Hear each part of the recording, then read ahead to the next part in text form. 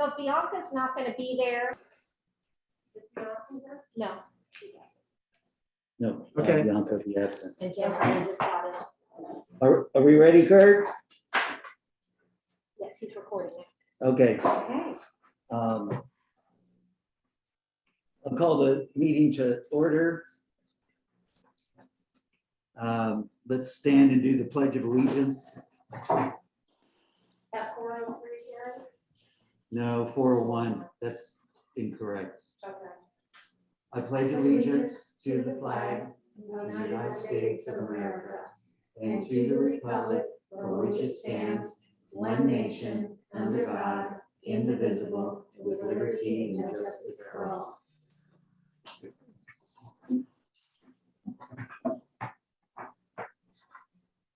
Okay, 1.2, adopt the agenda. Are there any corrections or adjustments that need to be made to the agenda as posted? I have one, I suppose we could say now. On the agenda, item 2.2, which is warrants and payroll for Northern United System Charter, there were two batch numbers listed there, 0110 and 0124. 0124 for some reason did not make it into the packet. It was just an oversight on my part. And so I will put it in next month's board packet. So when you get to the consent agenda, that item would not be included. Okay, so we need to strike 0124. Good. Correct. Any other changes or adjustments? All right. Is there a motion? I'll make a motion to accept the agenda with the correction on 2.2. Okay. Is there a second? I'll second. All right, it's been moved and seconded. All those in favor signify by saying aye. So I have to start over in my order. Melissa, Aye. Rosemary, Aye. Amy, Aye. I also approve. Motion carries. So, Can Amy go before she's sworn oh, technically, no. Good point. Thank you. in? Sorry. Amy. No, no. Just doing what you told me. Here's what he's gonna do. Oh, okay. All right, 1.3 is the swearing in of our new board member, and it occurred to me that we should take a picture so that Lacey can put it in the newsletter. That and make a name badge. And Yes. Amy, Oh, there you go. when you came in, like for us to, go over the stuff, as soon as you left, I went down and Lacey was like, oh, I wanted to take a picture for. So we'll have to do We that. also have to fix that. Okay, I just- so I is just it, unplugged. is it AI and E? Right, Yeah. okay. It just came on. Was it in your No. AIME? Yeah, yeah, you had it. Okay, sorry. And I've already told our tech. I didn't think it was your I fault. mean, I know the email address is the same either Right, way, but right. within the system. I'm in the office. Tammy, would you like to take a picture? Or Linda, or to your phone, my phone? I mean, why don't we all do it, because I have to give it to Lacey, but let's do it outside so you can take your mask off. We don't want to take a picture of you. Did your, oh, there it is. Wait, Um, did your screen get shut off or your video get, all we see is a blank screen? Check Can you hear us now? your video on whatever computer the owl's connected to. No, it's just rebooting. It got unplugged. Sorry about that. Near your Here, chair, like, yep. No, just pick one, so then it's authentic with our masks on. Then we want to do one outside, then we You want can. a picture while you're swearing her in? Is that what you're wanting? Yes. Oh, okay.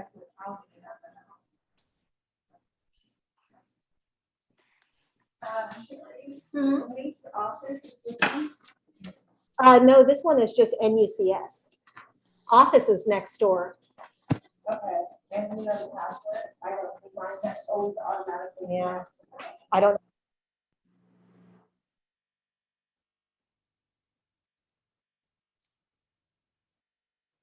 Now we can't hear them.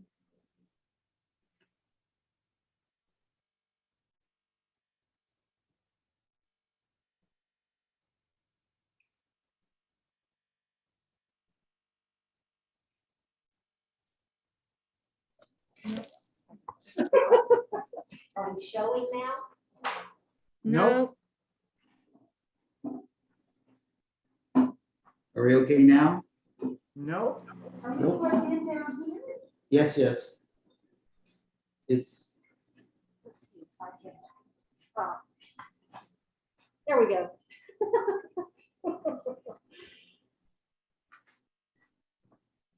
Yay.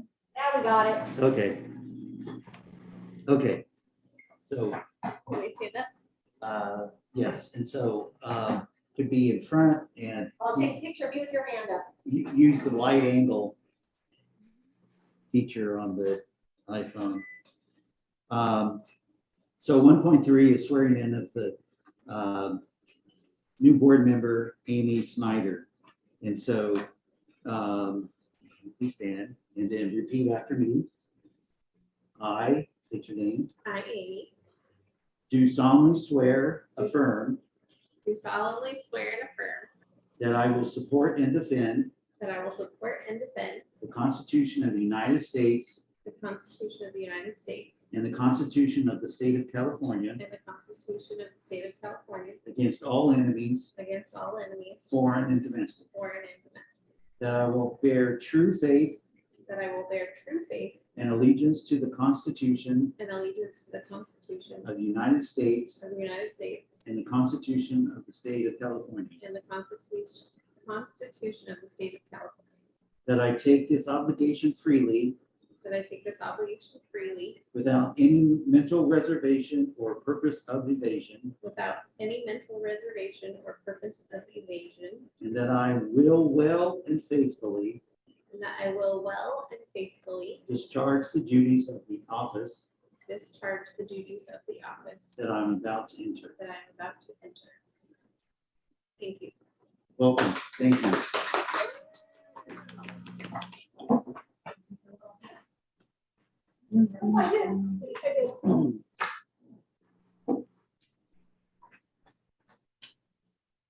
Now she, Congratulations.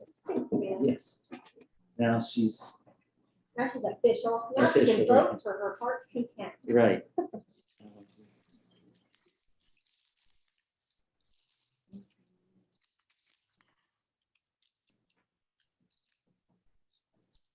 Okay, the consent agenda. 2.1, consideration of approval of warrants and payroll for Northern United Humboldt Charter School.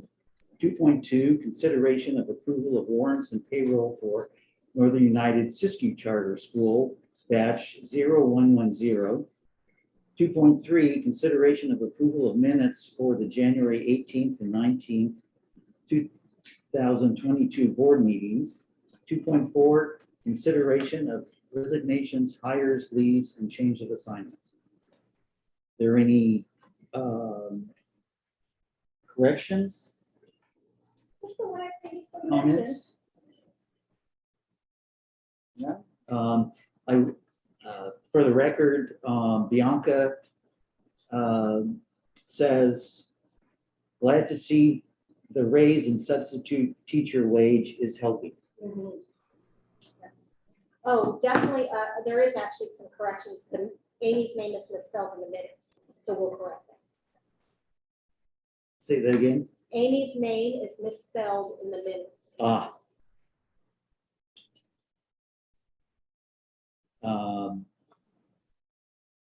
Well, it's time to address that now. So in the minutes of both of the January 19th meeting, I'm not sure if she appeared in the first one because she didn't attend. So she wasn't on as a guest. Yeah, it's only in the second one where she was the interviewer. okay.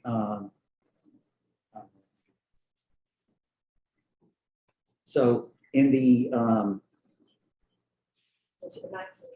so we need a motion addressing the correction in the minutes, correcting the spelling of Amy's name as it appears in the minutes. So is there a motion to approve the consent agenda? I motion to approve the consent agenda with the change in the spelling of Amy's name I'll for second that. January 19th. I'll In the second minute. that. Okay, it's been moved and seconded. All those in favor signify by saying aye. Melissa? Aye. Rosemary? Aye. Amy? Aye. I also approve. Motion carries. Item 3, public comments on items not on the agenda. Under this item, the public is invited to address the board regarding items that are not on today's agenda. Please keep your comments concise, brief, and limited to 3 minutes. The board is not allowed under the law to take action on matters that are not on the agenda. Should comments from the public pertain to a charge or complaint against an employee of Northern United Humboldt Charter School or Northern United Siskiyou Charter School, the board encourages the speaker to utilize the school's written complaint procedures to pursue the matter. The public will have an opportunity to comment on all agenda items as those are heard. Are there any public comments to be made on any subject? None? All right, hearing none, I'll move on. Action items to be considered. 4.1, approval of Northern United Charter School Comprehensive Safe Schools Plan. Okay, well, you guys have seen this before. In fact, you see it every year at this time. The comprehensive safe school plan has to be adopted before March, and so that's why we always have it in the February board packet. You may remember that last year we went through a big process of redoing the comprehensive safe schools plan with someone that North Coast Schools Insurance Group contracted with to help us all get our comprehensive safe school plans compliant. And so we took that same one that we had from last year that we worked with them on and went through and updated anything that needed to be updated. For example, staff members that had been listed in it before that are no longer with us, and the dates and things like that. And to make sure that it's all up to date, that everything in there is current. So I'm just asking for an approval to adopt the comprehensive safe schools plan. Are there any comments? I did not have an opportunity to read this thoroughly because I was only able to read a couple of pages at a time before I fell asleep. Rosemary, we can always count on you to be honest. And I know you read it last year because Yes. I had a lot of notes of things to fix in there last year. Any comments? Melissa? No, I'm assuming that everything is good. I was just looking at like a table on page 62 of the board packet, and some of the words like deaf/blindness is like not on one line, but I'm assuming that that's all fine. And just formatting just to make it fit and everything. So only things like that, stood out to me. Good observation, because I know from past experience that frequently can be the case that as it appears in an electronic document, it doesn't always look that same in an actual printed document. Yeah, I think it matters. It depends on if you downloaded it or not too. Mine's downloaded and, well, I think I know what you're saying. It's like the table isn't over, the line isn't over far enough. Yeah. So that it just doesn't all fit on in the row, in the column. Mhm. Yeah. But I don't think it's a digital thing. I think it is just the formatting of the table. That column isn't wide enough to fit the whole word. Yeah, if somebody Mhm. needed to just grab it and move it. Move it, yeah. Yeah, just need to be. But it's all there and spelled right, so. One other thing that I am gonna say that I should have mentioned already is, you guys remember that this one is kind of like the schools, and actually it's both schools, comprehensive safe school plan in terms of, it's like this kind of overarching big document, has all our safety policies in there and all of that. But because of our unique structure, we also have like individual safety plans for each of our facilities. And those are I shouldn't say normally, they are linked at the end, but I didn't include them in this packet because it's not information that you want in the public, because it has things in there that you wouldn't want people to know, like code words and like where you're going to go if something happens for the specific individual learning centers.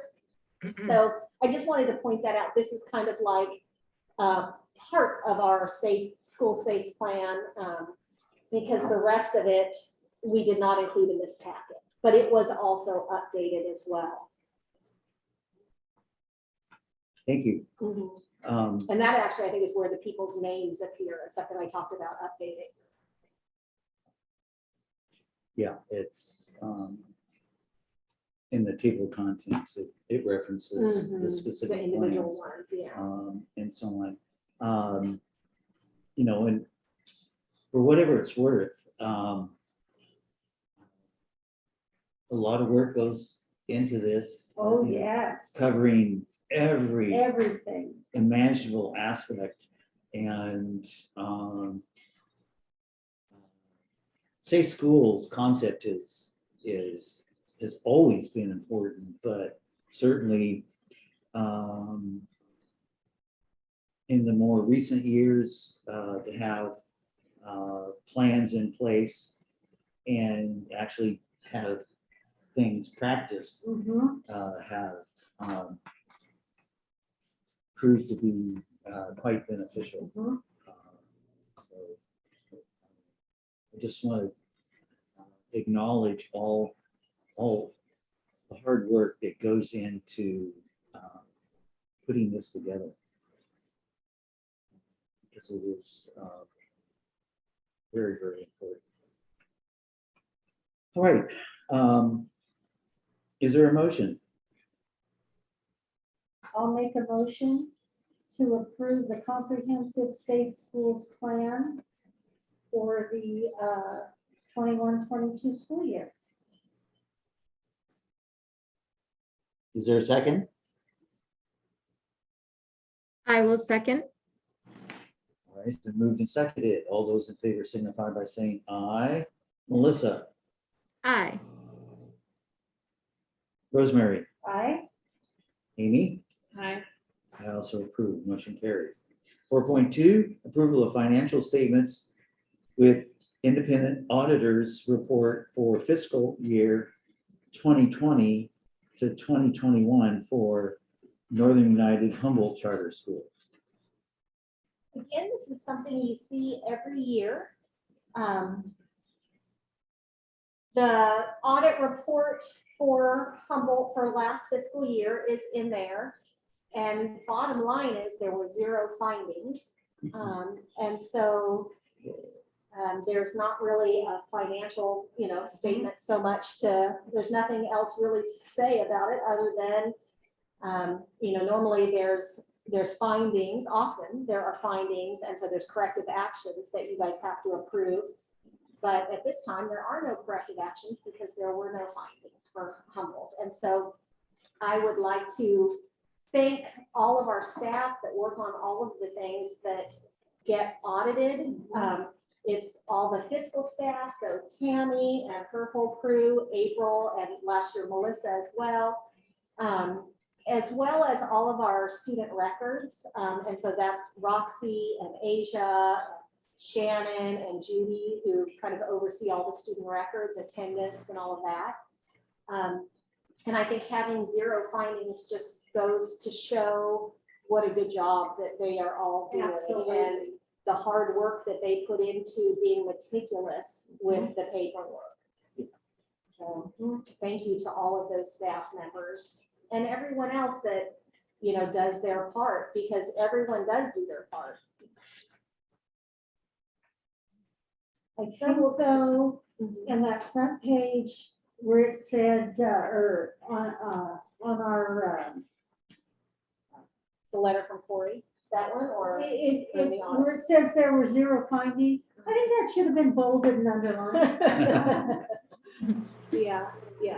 Yeah, because How often does that happen? It's though? not frequent. It's No, not very it often. wasn't. I think There last you year I think we go. had 2 findings, yeah. Yeah. but in all fairness, let's make the point that because there may be a finding, it's not it would maybe inadvertent. Sometimes it's just a paperwork error. Mhm, mhm. So it's definitely nothing of a serious consequence. So it is very true that it is rare to have 0 findings. So One other thing to mention is the auditor asked that we ask for an extension to the audit because he wasn't sure he was going to be able to get it done by January 31st. And so I did request an extension, and that goes to the county office, and then the county office sends it to the state controller's office. But the auditor was actually able to get it done in time, which if he had not been, that would have been a finding, even though we were approved for an extension. And that's something that's very frustrating that has happened to us before.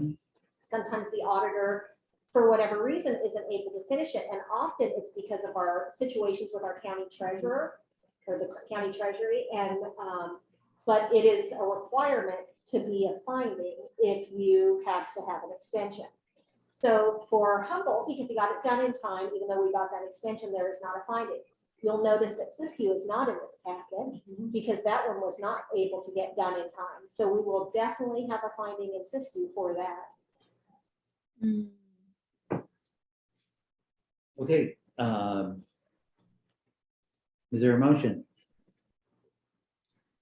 I'll make a motion to approve the financial statements with independent auditors reports for fiscal year 2020, 2021 for NUCS. Is there a second? I'll second that. It's been moved and seconded. All those in favor signify by saying aye. Melissa, Aye. Rosemary, Aye. Amy, Aye. I also approve. Motion carries. 4.3, approval of administrative handbook, administrative policy handbook, second reading. Sure. So you guys saw this last month as a first reading. Just as a reminder to everybody, what happened is we used to have all our policies together kind of in one big handbook. And then this past summer, we had our attorneys go through all of them to make sure they were all up to date with whatever new laws had changed since they were last written.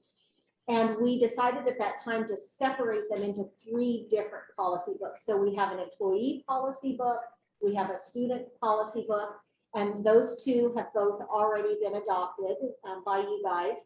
And then this third one is the final one in this process we've been doing this year of redoing our policies.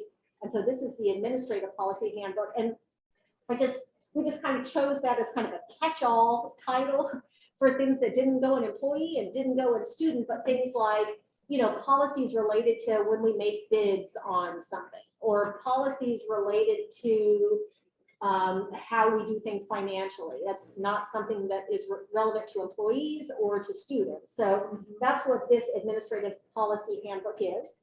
And like I said, last month you saw it as a first reading.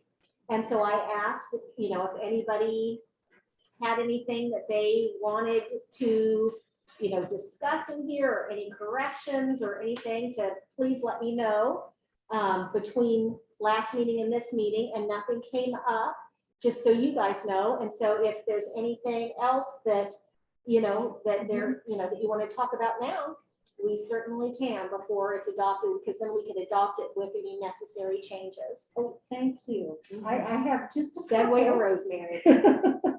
And it might be, like we were just talking, that formatting and this and that, when we look at it and when it's printed, it comes out two different ways. I just want to make sure that page numbers are added, Okay. because they're not on the screen. And they're not printed out either. Right, Yeah. right. And then, let me go to it. Let's see here. I have a question that I'm not understanding. It would be on page 141, packet. under instructions and procedures for advertised bids. Okay. It says here, and I maybe I'm reading it wrong. It says here, shall place the bids in a once a week, for at least once a week for 2 weeks, in a local newspaper of general circulation published in the school. And that, I'm not quite sure if we're talking, say, the Times Standard or our school newsletters. Right. Is it missing a word, school or district? No, I don't. Oh, Do you see it there? oh, I see what you're saying. Like, do you think it meant like in the boundaries? But young Minnie and Core wouldn't have put anything about district boundaries, I don't think, you know? But did you see it there? Oh, yeah, I see. Oh, okay, Yeah, I see it right at the okay. beginning. General circulation published in the school, or if no such newspaper exists, then Right. some newspaper of general circulation is circulated in the county. Yeah, I wonder if that should be like in the school's boundaries or something like that, which for us is the county. Right. Hmm. That was just So one. what do you recommend? What do you think we should do for that? We just take that part out and put, advertised in the county. Yeah, just In a local newspaper, newspaper. general circulation published and circulated within the county. That makes Mhm. sense to me. Yeah, that reads Yeah. better. Otherwise, the way it's currently written in the vernacular of Bianca, it's wonky. It's wonky, yes, yes. Okay, and then I have another one that is wonky. Let me go. 1 second here. I put page 141 that provides. It's not, yeah, it's in this, yeah. But it's under the advertising bids. It's under the bids one.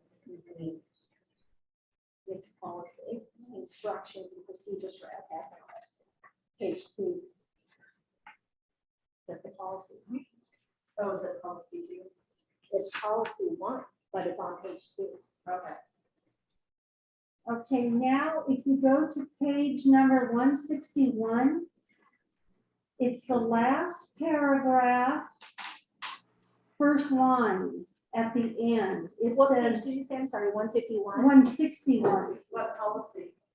It would be the end of A5, Okay, financial reports and accountability policy. And it says, designee shall annually provide the space comma at Where do you see it? What page did you say? 161. 160, okay, just wasn't there. So it's A5. Okay, so the second page, It's the last page of the policy. And it's the last paragraph. Maybe we provide the Oh. blank at a public meeting. Oh, yeah, words missing. Right there. Let's see what this is talking about, and then we can know what it's supposed to be. According to the Gatsby statements every time.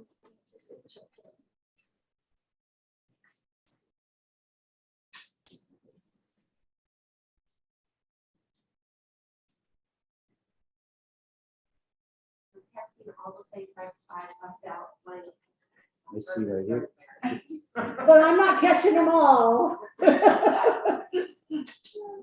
We have to leave some. Well, you know, You just I have to. actually think the paragraph right above that there's something wrong there too. Do you see how it? It's, yes, Yes. it's hanging. So I think I'm gonna have to go back and relook at this one because I think, like the paragraph right before that, it's a sentence starts and doesn't finish. doesn't Something finish. is missing there. So let's just not include A5 until that can be remedied because it looks like there's more than a word missing. Yeah. So we'll just pull A5. Yeah. And then the final thing is just kind of for my own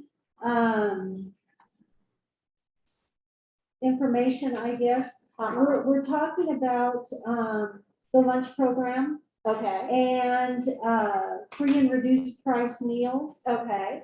I was under the impression from several years back that if a family qualified for reduced, it used to be 40 cents for the meal, that whether they were classified as free or reduced, it was still free.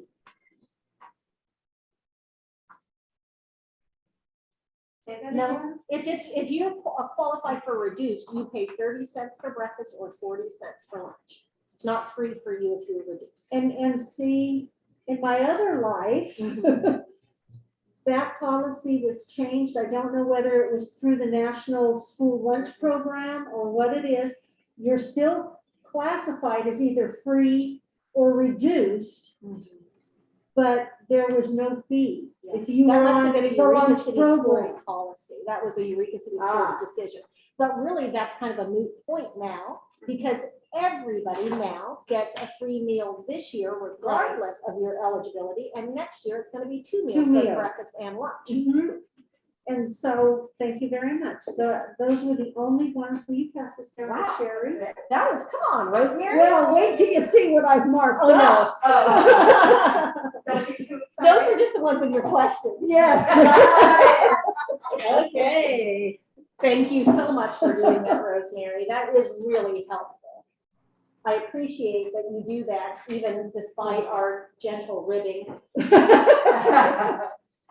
Well, We let's- want to have our product, Yeah. so to speak, looked at, and people say, oh, wow. Which Thank is you. on Linda. Yep. Yeah. Because All right, she Linda, makes let's make them it, say, oh, wow. Okay. yep, she makes it Challenge happen. accepted. Okay, anything else? Those were mine. All right, so is there a motion? I'd like to make a motion Since you're, to approve the administrative policy handbook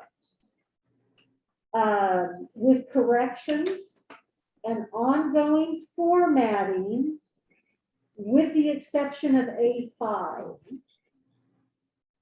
Was that right? I'll second that. okay, All right. it's been moved and seconded. All those in favor signify by saying aye. Melissa, Aye. Rosemary, Aye. Mimi, Aye. I also approve, motion carries. So this will be brought back to us. Yeah, we'll see A5 again. Not a problem. 4.4 is a public hearing for AG Completion Improvement Grant Plan for Northern United Humboldt Charter School. So at this time, it's 4:36. I will open a public hearing to address the AG Completion Improvement Grant Plan for NUHCS. Comments? Okay, well, I almost feel like at the beginning of this meeting, I need to apologize in advance for all the talking I'm gonna have to do tonight. I feel like there's a lot to present. This item, the next two items, and then later in reports, but so. So, it occurred to me that because I know you've got all the important points to point out, but for the benefit of our new board member, can you give just a brief explanation of what is A through G? Absolutely, absolutely. So, A through G eligibility is what a high schooler, what we hope a graduate of high school meets, and it allows them to attend a Cal State school or a UC school. So it is the eligibility for UC and CSUs. And what it means is a certain progression of coursework that they have to do while they're in high school. So they're required to take, for example, 3 A through G math courses. And what A through G means, kind of shorthand, is college prep. It's the designation that California gives college prep courses. If you went to another state, they wouldn't know what A through G means. That's a California thing. But college prep, kind of everybody knows what that means. So A through G means that it is standards-based or like grade level coursework. Sometimes I think people hear college prep and they think that it means it's more rigorous than what a student would normally get. But I actually think that it is the rigor that they're supposed to get, the rigor level. It is because it is grade level curriculum. And so in order for a course to be A through G approved, a syllabus for the course has to be written and submitted to the UCOP, which is the UC portal. We submit a syllabus for a course, and if the UC system approves that syllabus, then that means that course, as long as it is taught following that syllabus, it meets the A through G eligibility.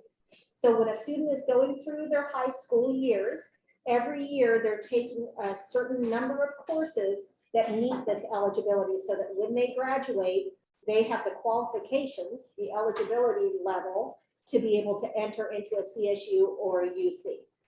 If a student graduated that did not meet A through G eligibility, they could go to a community college. And once they were at a community college, they could transfer to a UC or CSU, but to go directly into one of those schools, they have to be A through G eligible. So that's kind of a little background on A through G.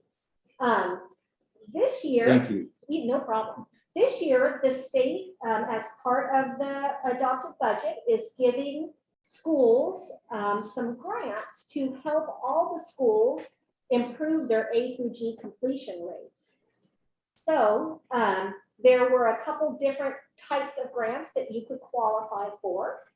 We qualified for 2 of them. Each one got us $75,000. So it's a total of $150,000 in total for this A through G completion improvement grant. And we had to write a plan that talks about how we're going to spend this money, what kinds of things we're going to do to ensure that more of our students are able to meet A through G eligibility. What are we going to do to improve our course offerings, like offer more A through G courses? How is it that we're going to get more kids UC and CSU ready? And so that's what this money is for. So 2 things that was kind of interest in writing this plan. The state said we have to write this plan and we're going to give you a template to do it. And we're going to tell you how much money you get in the plan so that you can write the plan. but they still haven't released the template, and they just today gave us the amount of months. So I had to write this plan before we knew exactly how much money we were gonna get, and on this pretend template. I say it's a pretend template, but it was made with the idea of what they think is going to be in the real template when we get it. But the reason we had to have it written now is because the state put into law that we had to have a public hearing on the plan first and then adopt it next month, you know, at the following board meeting. And it had to be done, you had to be finished with it by April 1st. It had to be adopted by April 1st. So that meant February for public hearing, March for adoption. So we do know now, I wrote this plan with the guess that we were going to get 150,000. And then today we found out, yes, we did get 150,000. So that part's good. Hopefully the plan doesn't change like the template, you know.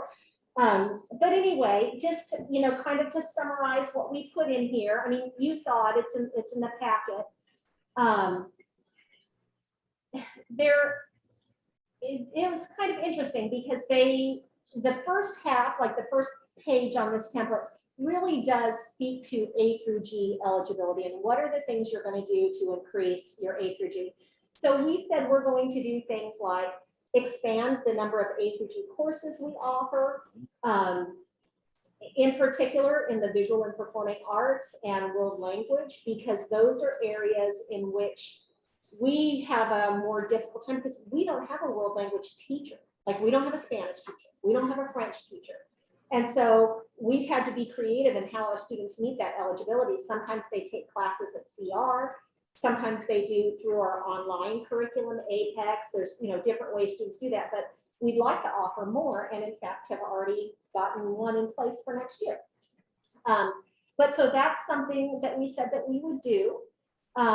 We also decided that we would use some of this money for professional development for our staff, because sometimes we think that it's possible that teachers feel like they need some more support in, you know, in helping students take these rigorous classes.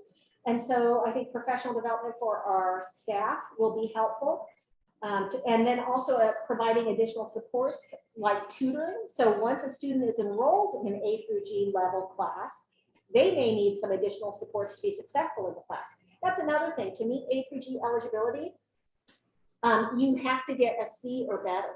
So a D, even though that's passing and it meets the graduation requirements, a C is what's needed for the UC system. So a student could pass the class with a D, but still not meet A through G eligibility. So having some support for the students while they're enrolled in the class is another way that we said we would spend the money. That's basically it in a nutshell. And then the second page, this is the part that I thought was kind of interesting of this plan. They kind of transitioned to AP rather than A through G. So A through G is college, it's grade level courses that make you ready for college. AP is actually college level courses. And so this second part of the plan talks about what are you going to do to provide access to get kids ready to take AP classes. And then what are you going to do to increase the number of students you have who are taking AP courses? And so you'll see that what I said is 140,000 of the 150,000 is for all the pre-AP courses, because those would be the A through G courses. And then 5,000 for professional development, and that is for teachers, because for a teacher to teach an AP course, they have to have special training. So that would be to get some special training for the teachers who teach AP courses. And then the last one, provide access to AP computer science courses for all of our high school students. That's not a course we currently offer, so we would need to get somebody trained, and we would need curriculum. So that's what that money would be set aside for. You know, I have to say, in terms of our AP courses, it's not something, it's actually kind of something we have been kind of moving away from. We used to actually offer more AP courses than we do now. And that has been because for a student, like I said, AP is college level. And so you're taking this college level course. And then the student at the end of the course takes an AP exam. If they score a 3 or higher on the AP exam, they can get college credit for that. If they don't, they do not get college credit. So they've taken this college level course, but do not get college credit. Where if we have our students do concurrent enrollment, which means they actually take a class at CR.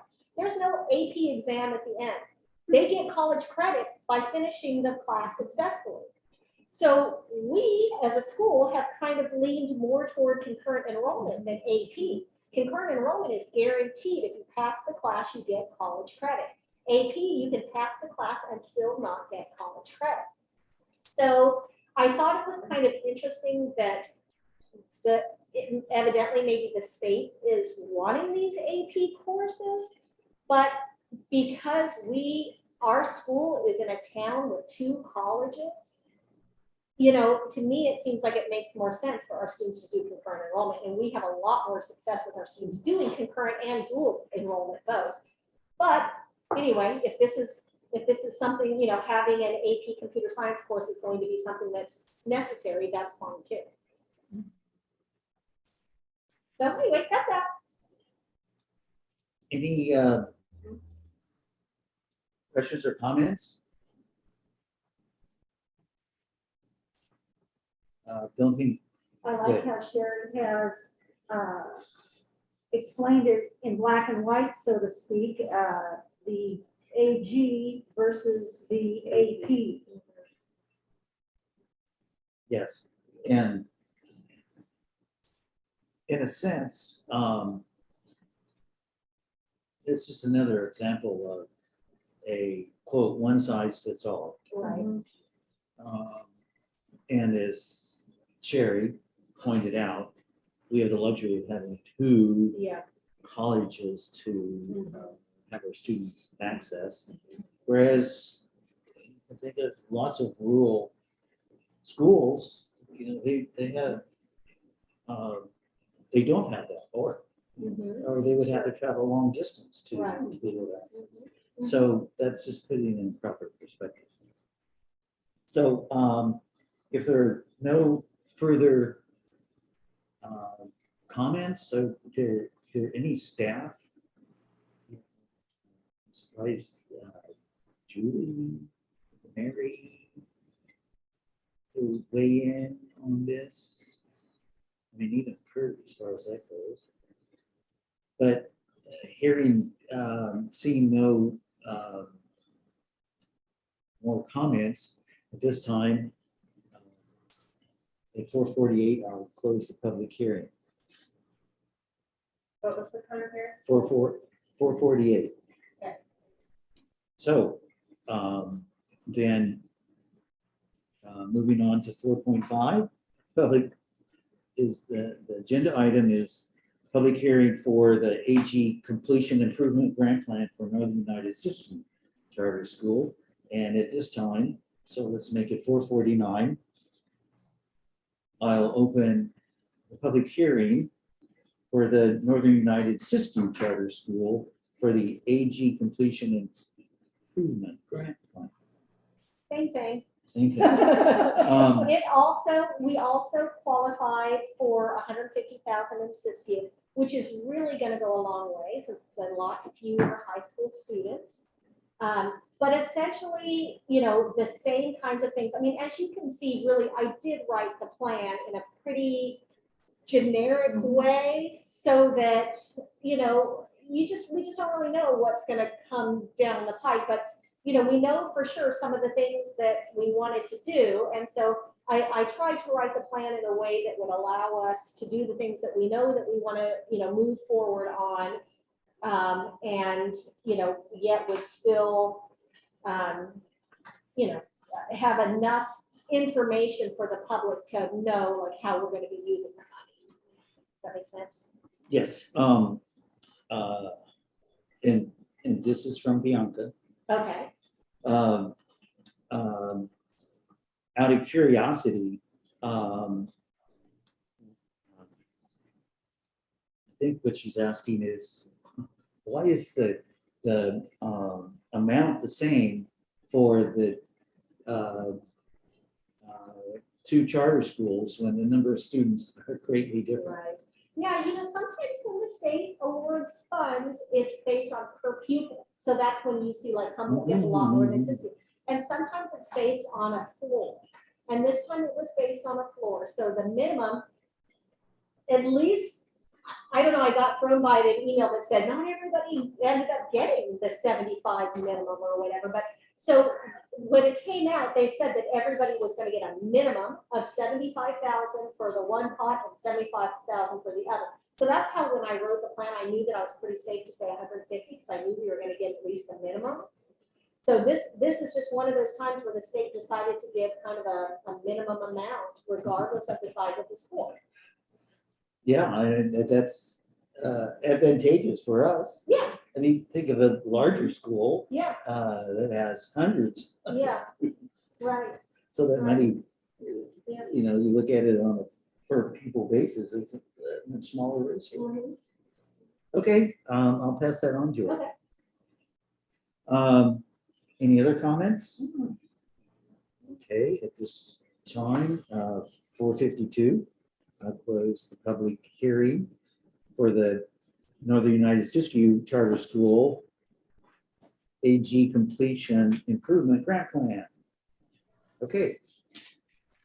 Moving on to 5, the discussion items. 5.1, childhood vaccination requirements and in-person instructional opportunities. This is one that's reoccurring. We had the board received legal advice. We're involved in a discussion with one of our attorneys, and it's still ongoing until the board decides to do something. So Sherry, you want to Sure. start off? Sure. And just to give just a very quick summary for anybody who wasn't here the last 2 meetings, I think we had this on the agenda. And just to be specific, we're not talking about COVID at this time, COVID vaccinations at this time. We're talking about just the standard childhood vaccinations that are in place, measles, whooping cough, all that kind of stuff. And so the way that SB 277 is written, it states that all students who attend school have to be vaccinated unless there's a few unlesses, unless they have a valid waiver, and those waivers could be a medical waiver, or there used to be personal belief waivers, personal belief exceptions. And anyone who had one of those at the time SB 277 passed, they were grandfathered in until they get to their next grade span. So 6th grade to 7th grade, 8th grade to high school. And so there are still some kids that have those, so they're not totally gone yet. Or if they have an IEP that for some reason prevents them from getting vaccinated, so there's some reasons why kids might not be vaccinated, but part of what 277 said is, notwithstanding all those exceptions, everyone needs to be vaccinated unless they're homeschooled or enrolled in an independent study program that isn't, and they're not participating in classroom instruction. And so we've been talking each month about that part of it. What does classroom instruction mean? I have interpreted, we as a school have interpreted in the past to mean students who are not vaccinated are not allowed to come to our facility when other kids are around. They can only meet one-on-one with their teachers. They can't go on field trips. They can't do anything that would make them that would, have them around other students for their safety. And that's how we've interpreted in the past. And then last year, we had no outside vendors or anything, but then because of COVID, but this year starting outside vendors again. And then at the same time, I think SB 276 past. And so this year I made the decision that that also meant that I interpreted that classroom instruction also to mean our outside vendors. So our home-based independent study students will sometimes take classes from a community vendor to support the curriculum that they're learning, at school or like with their teacher or their parent or whatever. So for example, they may attend a martial arts studio as, part of the PE standards that they're getting. So this year I made the decision to interpret that classroom instruction would include those as well, because the school is paying for it. So it's considered curricular. It's part of their curriculum and it's written in their learning records. And in addition, I was kind of thinking of the intent of the law. They would maybe be around other kids in these classes. So that's kind of how we started the year. But it's kind of been brought to my attention since then that, well, bottom line, I shouldn't have made that decision on my own. That I should have brought that to all of you and for us to have a conversation to make sure we were all on the same page with this. And so that's kind of how this started, and with the idea, rightly so, that we should all be on the same page, have our ducks in a row for all of these in anticipation of a COVID vaccine mandate that could happen. And, with the assumption that like, once we know how we're treating these vaccinations, the assumption would be we would treat the COVID one in the same way, though maybe I should make that assumption, but anyway, so we've had our legal team weigh in on this, and I think it's really clear that it's unclear. It's considered a gray area. The law is silent on what that actually means. It's open to interpretation, and as of right now, there really have not been any lawsuits or any decisions around this to help guide what we would do. We've reached out to multiple non-classroom based charter schools to find out how they're handling it, and it is across the board. Some of them are allowing their students to do these outside vendors, some are not. Some decided not to do any vendors this year at all because they didn't feel like they could guarantee the masks and stuff would be worn.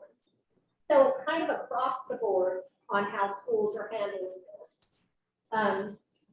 So the last time we spoke, we felt like that really there are three things that I'm going to need to do once a decision is made here about how to handle that. And the three things that I'm going to have to do is we're going to have a vaccination policy, which right now we don't have a vaccination policy.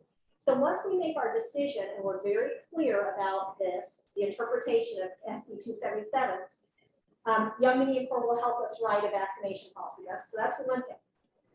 The other thing that came up is a parent agreement.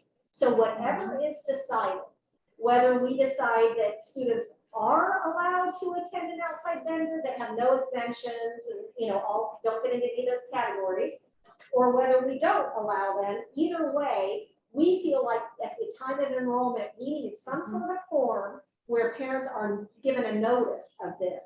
Look, this is the situation. Your child will not be able to come to our facilities and participate in our classes, and will or will not be able to, go to these outside vendors or whatever. And something that a parent signs, related to that, and Young Indian Corps will help us make that as well. And then the third thing was a vendor agreement.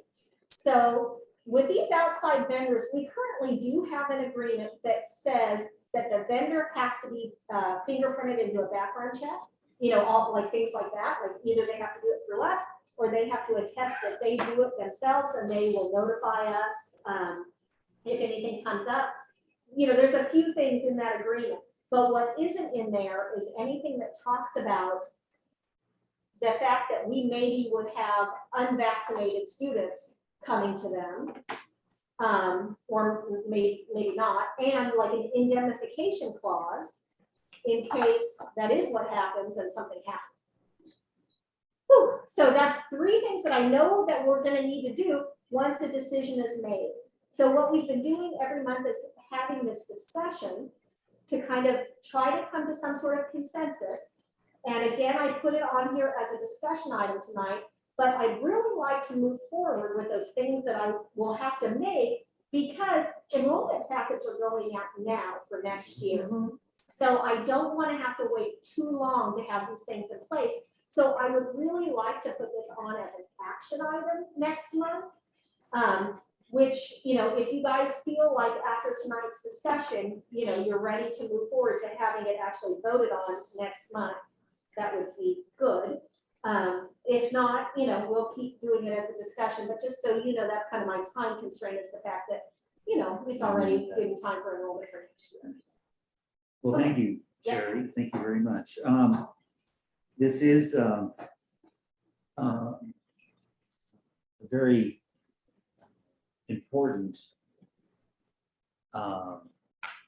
policy, that potential policy that has various components to it that I believe the time has come to codify what our standard practice in most cases has been so far. And it's becoming more and more urgent because of enrollment packets, and this only addresses the traditional vaccinations. And you've heard me always be an advocate for being proactive instead of reactive. And so knowing that COVID is down the road, this just sets us up in position to follow through based upon what we decide. So And the last immunization hurdle, so to speak, had to do with chickenpox and getting that vaccine. And there was some pushback and whatnot from that as well, but that's behind us now. We're moving forward. I like what you said. I do have a question though about an outside vendor. And again, only clarification for me. We talked about fingerprinting. Yeah. Do those vendors also have to have TB clearance? No, But if they came to the school or a school employee has to have TB clearance. school employees have to have TB clearance. But an outside vendor that's acting kind of as our representative does not. Interesting. Yeah, the law is just the background check, and that's brand new. okay, We were doing it already, so it wasn't like a huge, you know, switch that. And one other thing, then I'll let you take over, Jerry. You had said that other charter schools that you had reached out to were all across the board. Well, you know what? In other areas, they look to us. We have the bar set. We are a positive example rather than, oh, look at that example. And so, good. We will set the bar and hopefully they'll like what they see and follow suit. All right, well, when they call me and ask me what we're doing, I'll let them know we're setting the bar. That's what we're right. doing. Exactly. let me just state it for right now, since it's been brought up. That's really an interesting point. And for the benefit of Melissa and Amy, Bianca, Rosemary, and I went to a legal workshop held by our attorney's office at the county office here. And there are quite a few people there from all the different charter schools within the county. And they all sat together at individual tables. And throughout the questions going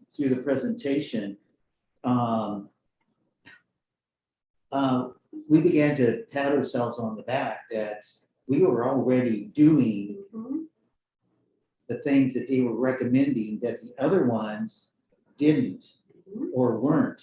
And so we are really proud of that. So I think there's a lot of credibility in what Rosemary says, is that Northern United Charter School has, from the beginning, due to our leadership and all the expertise that board members bring, have been in the forefront of doing the right thing, following the law, you know, challenging, making challenging decisions, and so on. And so there's absolutely no reason to underestimate what we're hopefully about to do is going to become a standard for others to follow. So Sherry, be prepared to field phone calls and all that. So, so you know, getting back to this whole thing, it's personally, I believe it's time for us to move forward and codify some of our practices. So, Melissa, I'd like to hear from you. What are your thoughts? Well, I wanted to say thank you, Sherry. That was such a good overview just of everything that we've gone through so far. I felt like it just covered everything really clearly, so that the people who weren't here, you know, especially with the connecting with the lawyer, you know, that, and that was also really eye-opening. And it's just so nice to know that as we move forward with these steps of reviewing our vendor contracts and providing an informed consent form for the parent and participating families, you know, and our policies and stuff, that we have them and that they're willing to help us go through that, you know, so thanks. And I think that I kind of know probably where most of the board stands with this, that we are considering our classroom anywhere that our children, our enrolled students learn to be our classroom. And I also agree with that. But I also have kind of the same type of question that Rosemary was saying.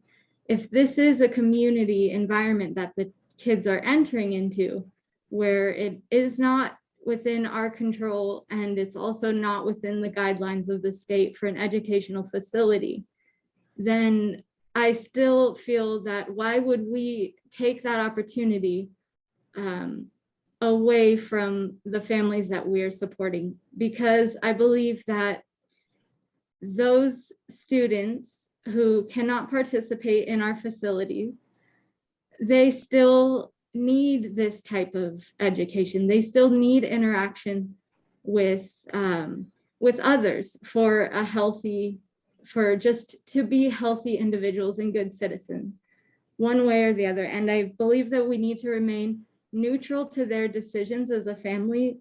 As one of our teachers, Dawn, had brought up, that we are a school of choice, and whether we believe that they're making the right choices, we have to trust that these parents are making their best choice, and that is not our place to judge them. So I feel that all the kids are created equal, and if there's an opportunity, that we should provide it to them. And that being said, these outside vendors, if the students, if we're considering them a risk to our vaccinated students, if we're considering our unvaccinated students a risk to our vaccinated students, then the question really should be, should we allow the other students to be at risk in the community if we're not having those standards for our vendors, that they create an environment that imitates our our learning environment on campus. So I just feel like it's really, really complex, and to just say, we're not offering this to you guys. You guys can, you know, have some other options like screen education. But then we don't consider, well, we're still putting our other students in that environment. And then we're putting a financial burden on the parents that we could actually be meeting for them. You know, I just feel it's a little bit imbalanced. So I know I was a little everywhere just now, but I have a lot of thoughts on it. So that's kind of my overall. I just feel that we should not judge their decisions. And if we're going to involve the community with our students where they will not be monitored the way they would here, then we should provide it to all students. Well, thank you very much. That's very valuable and an important point of view. Let me read what Bianca has to say on this topic. Bianca says, I think classroom instruction extends to the classrooms that are not within the walls of our learning centers. I think that our students who are enrolled in independent study, but then wish to be taught by a vendor, should comply with the policy we put in place. For me, this includes what we consider, quote, field trips. In other words, if a student is enrolled in full-time independent study but wishes to attend an off-site field trip with other students, they should be in compliance with the vaccination policy. I am willing to explore how we could accommodate students in a one-on-one environment for enrichment learning activities. What continues to ring in my head is, quote, public safety, unquote. To me, creating a policy that defines classroom instruction beyond the walls of our learning centers best addresses our school community and the community at large's well-being. That's what she had to say. So, it seems to be pretty much in line with what Melissa just articulated. And so let's hear, Amy, do you have? I have a couple questions. First, how do you define a vendor? Is a vendor someone that can be any, like any kid can go to these classes? Or is this a person who only teaches classes for our students? Anything for them. So, okay. And currently the only requirements. So they're like companies, you know, in the community. Right, so if A martial a arts kid team wanted or to take, yeah, Right. taekwondo or whatever, they go to that vendor, and the only requirements we have of that vendor currently is that they have fingerprints and Yeah, background they go check. through the Department of Justice background check. Right. And the school pays the vendor, the parents do not pay the vendor. Okay.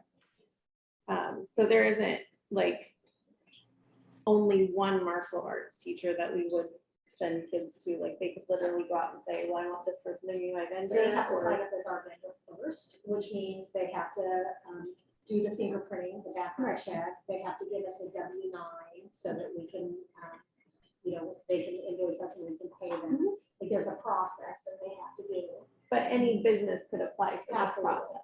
Okay, Absolutely. that was my question. Mhm. I kind of, you know, if I heard you correctly, Melissa, I kind of agree in the sense that if we're providing an opportunity to parents to participate in independent study, then their choice was to participate in an independent study. And they're independently making the choice to go wherever they're going to go for ballet or swim lessons or whatever. So I don't know, would we be taking away that choice to teach their children independently, which is kind of the reason that some of the people choose to come to our school in the first place.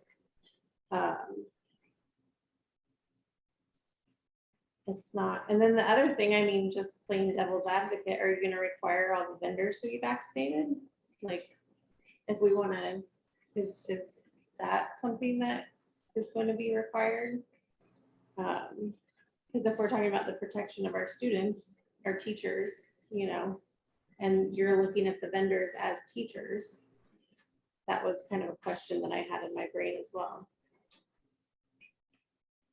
So, and currently we have a practice, not a policy, is that correct? Yep. I was unaware, I thought we had a policy. Yeah, no policy, just practice. So, yeah. James, did you want to? The teachers aren't required to have any vaccinations. No, So if you're talking about non-COVID related vaccines right Yeah, now, we have there's no vaccine. So there's no Staff. vaccination policy for the staff, just for the children. Except for TV. Except for TV, yeah. But that's not vaccination, it's just a screening. They ask if you've been to another country or. Are there any laws associated with that? I mean, that's Only the just a TB, subject. TB is the Okay. only law related to that. Wow, that's interesting. That's why it's just childhood vaccinations. There are no mandated adult vaccinations. Probably the assumption is if you went to school and went to college, you got vaccinated. Mm. Say that again, Kurt. You didn't come across loud enough. I was just saying that perhaps the assumption was that everybody who's a teacher went to elementary school, went to a high school, went to college, got all their vaccines before they did that. That it didn't seem necessary to have a policy about adult vaccines or teacher vaccines. I'm just speculating. Well, yeah, I was just curious because as a person who is in contact with children and adults and elderly frequently, there are vaccines that I get boosters of just because. And so I didn't know if there was a requirement that the, nurses have some, other people have some requirements. I didn't know if there was a requirement with the school or not. Nor any school. So. Interesting. More thoughts, Rosemary? Yes. Let it rip. We are not excluding children that are not vaccinated. And we are not judging any families. We are presenting and enforcing in conjunction with state requirements. And if parents choose not to get their children vaccinated, then there are repercussions as far as schools, the services that schools can offer. But we are not judging anyone for the choices that they do make. We are just enforcing our policies and guidelines from the state. Does that make sense? Kind of, sort of? That's one way to look at it. That we're just enforcing. It's something that's handed down to us. We didn't out of the blue decide to do this. And Right. that affects this person, but not this person. So,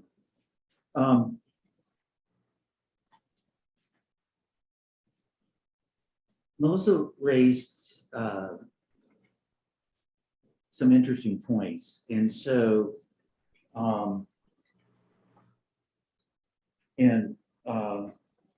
well, first of all, I think the time has come for us to put in writing our practices so that push comes to shove, Sherry can say, this is a board policy. And it's not her decision. And so far, I venture to say her approach has been what my approach would have been. And you know, in all fairness, as a former school administrator, I've always believed that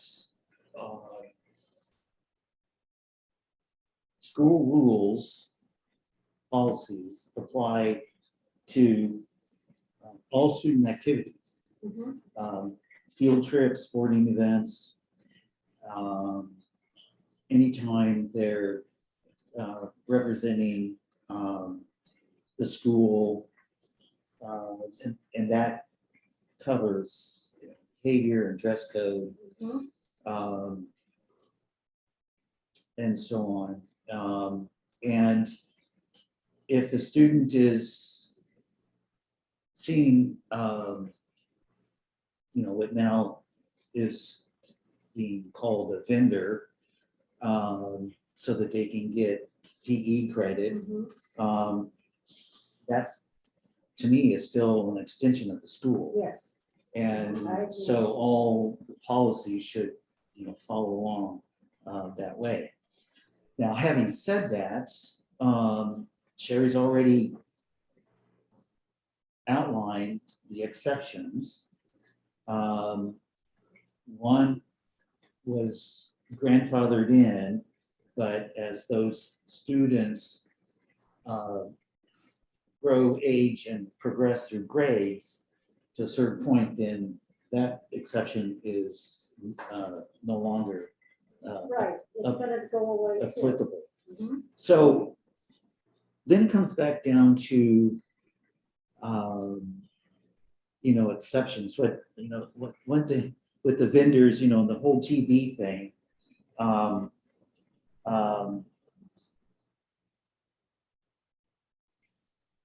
Does the school have the right to ask or request that they get TB tested? And then is it possible for the school to pay for such test? You know, all this in an effort, you know, with the proper explanation as to there's sort of a quasi school employee,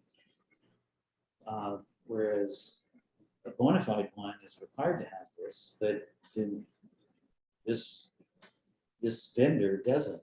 So it's kind of a question that I have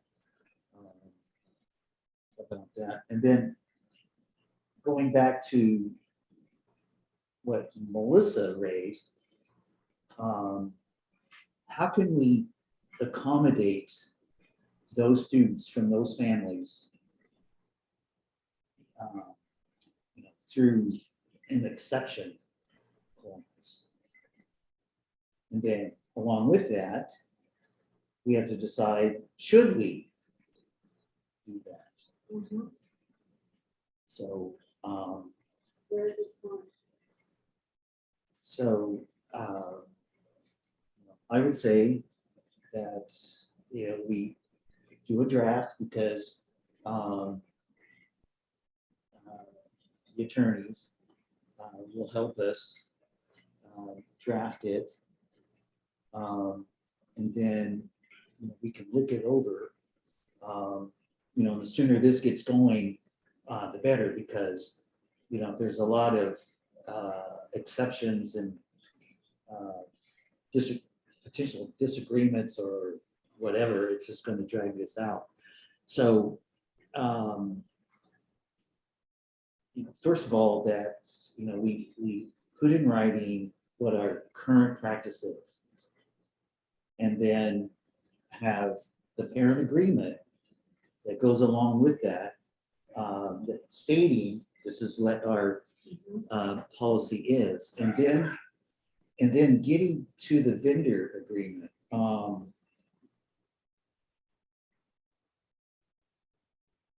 So, Sherry, the vendor agreement is comprised of what? agreeing to accept only vaccinated students or those with valid exceptions?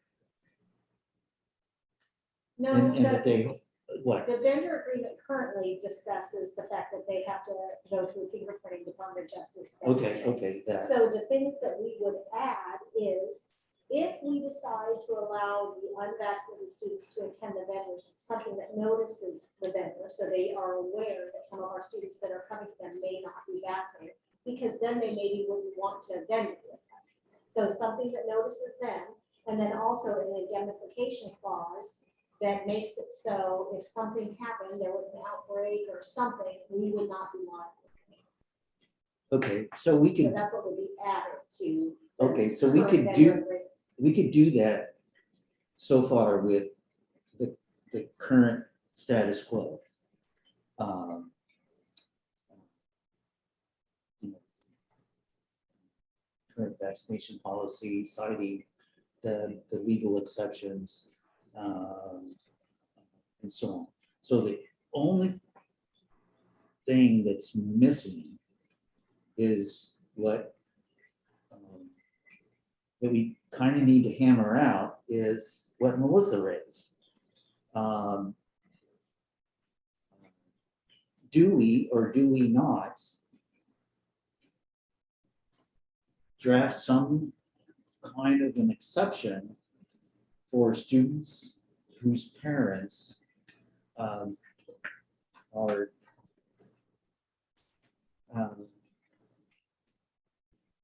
don't allow their children to be vaccinated?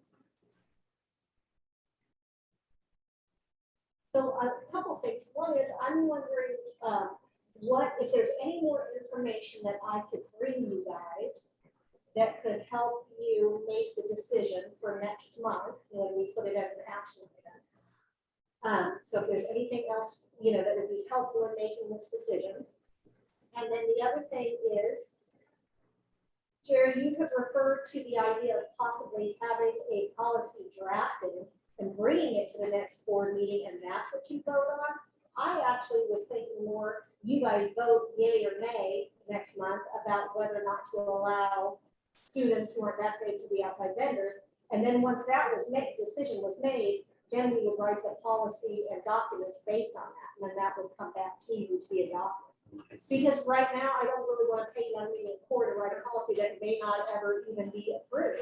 Like if you guys are against that, if that's ultimately the decision that's made, why have them, why, I would rather just have them write the policy based on your decision of which you want to do. What I hear you saying is if we agree that the children who are unvaccinated could go to a vendor, that it's possible to write the agreement with an indemnity clause and, stipulations that you may be accepting a child that is not. And then in that incident, you're giving the vendor a choice. Right. Whereas otherwise, you're not giving the vendor a choice to take those children or not. Is that correct? Correct. So Can I say something else just to a little bit? Is that okay? Yes. Go ahead. Okay. I'm sorry if it sounded like I was saying that we were being judgmental or Not at all. honestly, I was just trying to make it clear that if we have the choice and we choose to withhold this service from those independent study students, that would be how it might appear, is that we're choosing because of our judgment. But so I also wanted to just kind of play on that point of the independent study students. So in some of the resources that I have, in our tutoring and vendor services policy, it says NUCS knows it is important to create quality opportunity for its students. There is a responsibility of the teacher to counsel their families to identify the type of vending tutoring services that will best improve each individual student's education. Outside vendors will only be used when the service that is being provided is not a service that school employees can provide, e.g. swim lessons, music lessons, specialized physical fitness programs like karate, dance. And then I just wanted to clarify that in here, it says that our outside vendors must be pre-approved by NUCS to ensure that they have been fingerprinted and received background clearance through the Department of Justice in accordance with Education Code Section 45125.1 to ensure TB testing and clearance as applicable. So I think we are doing the TB. Is that correct then? Am I correct with that, Sherry? I don't think so. I hear that you're saying that that's what it says in the policy, but I don't think that's on our vendor agreement currently. Yeah, I don't think that is. Okay. So our 'Cause practice is not that's following in our- our policy. Thanks for pointing that out, Melissa. Hmm. That And then- will definitely be added. Okay. And And then just so you know, the we're other not talking thing- about a lot. On the Humboldt side, we have 4 vendors. So this isn't like a lot of, companies or, businesses that we've been dealing with. And on the Siskiyou side, I think we have 1. So it has, it's not like it's done a lot. And like I said, last year we did not. Okay. So How- I just wanted to say, the instructional funds policy says that instructional funds are monies allocated for each student, independent study student, not attending a learning center enrolled with NUCS. These funds will be used for the student's educational needs. So I just feel like with what our policies are saying, and if we're allowing, unimmunized students to be our independent study students, then our policy reflects that they have the right to have these services, because these instructional funds say that these are allowing things like academic tutoring and small group instruction, music lessons, art lessons, PE courses, driver's education. So, and that they are what is not available through our school. Whereas the students who are enrolled in class and are allowed to go to class already have some of these opportunities through our school. So if we are trying to create equal opportunity for the students, then there is definitely, it's not showing through there in that point. So What comes to me is what you just read. But was that based on the assumption, the practice of all students being vaccinated? Which possibly, except for that, our independent study students, that's something that we are unique, because we are allowed to take independent study students that are unvaccinated from considered in comparison to the public schools. We have that program in place so that these students can still receive funding and this type of education, but not enter the classroom necessarily. So I don't know. I just feel like it's, if they are just considered independent study and they're not allowed to enter the classroom, we still have to think of that we're saying that those students can go have these other things, Yeah. Anyways, I'm just kind of, No, that's, You make a good point. Yeah, And You that's- make a good point, Melissa. You're making a really good point, and that's the first thing fact I've that we said don't tonight. have that in policy is the issue, because you're right. What you're reading is all there is. There's not anything that says anything about whether you're vaccinated or not. And so I think you kind of hit the nail on the head. That's exactly why we want to put this in writing, whatever it is that's decided. What are you reading from? Our policies. yeah. Oh, really? Handbook, yeah, Mhm. where it's there. So what are the number of students we're talking about? So in Humboldt, it's at least as when I gave you the data at our November, I think it was, or maybe it was our December board meeting, as of November 29th in Humboldt, there were 18 students that fell into that category. And in Siskiyou, there were 17 students that fell into that category. It could have changed in the last 2 months, but not too much, give or take a few. So out of our, 350 students or whatever at Humboldt, 18 of them fell into that category. And by that category, I mean, aren't vaccinated, aren't conditionally vaccinated, meaning they've gotten like at least one in every category and they're on process, they just haven't finished yet. They don't have a medical waiver, they don't have a personal belief waiver, they don't qualify for an IEP. So they're truly like not going to be vaccinated and they don't have an exemption of any kind whatsoever. So like I said, Humboldt 18, Siskiyou 17. And Sherry, didn't you say Yes. at one point, after SB 177 came out, we just didn't enroll any unvaccinated students? Wasn't that our practice for a little while? Well, we just do and still do just do it on a case-by-case basis. Hmm. Because what we do is when we have a student come to us to enroll and they're not vaccinated or fully vaccinated, we tell them that that is our policy, that we expect them to be vaccinated. Mhm. And when they say they're not going to be, often they say, okay, and they get vaccinated. But if they say they're not going to be vaccinated, then that's when we tell them, well, that means you can't come to any of our facilities. You have to be completely home based. You can't go on field trips. It's at that point. So the conversation happens, just it's not in writing and there's not a letter or anything that a parent signs about it.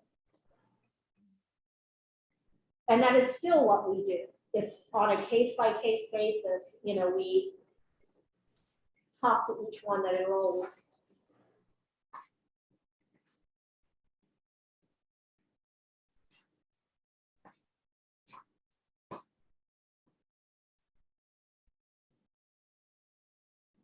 So I'll just put this on the agenda next time as an action item.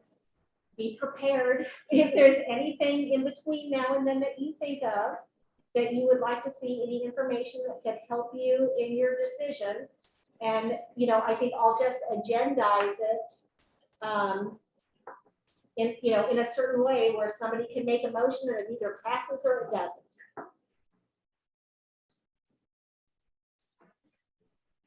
I think that would be good, Sherry, if we could move forward next board meeting Yeah, with it. okay. Yeah, it's, At least we can get quorum now that we have 5 members. I'm not even sure what would be the best language. Is there a copy of a vendor agreement? I mean, is there a vendor agreement? Do we have a Document? vendor agreement? Yes. Could you provide us all with a copy of that? Sure. 'Cause I'm just thinking out loud here. A way to help, not to be antagonistic, but sometimes it's best to identify on one hand what we don't want to make a motion, and that's why I don't know exactly what could be said to be part of a motion. And then Well, I think the motion would just be like, I move to allow students who are unvaccinated to attend outside vendors. Or just that I would- simple. Yeah, because we'll make the documents based on that. I see. So it's allowed or not really Yeah, to attend. I mean, and that was just off the top of my head, an example of a motion. Any A member can class. make whatever motion they want at the time, once it's agendized next month. Right.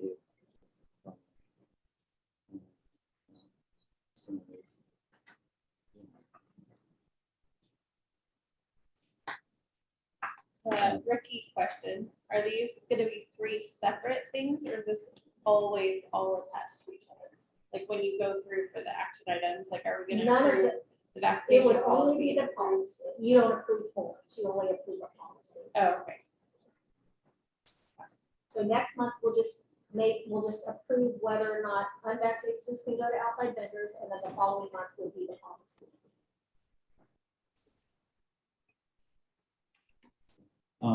So again, getting back to what I was alluding to force the issue. Unfortunately, through standard Robert's Rules of Order, the chairperson cannot make a motion. And the vice chairperson is not here for me to relinquish the chair to in order to be able to make a motion. And then, of course, it requires a second, and if it gets no second, then, that's that.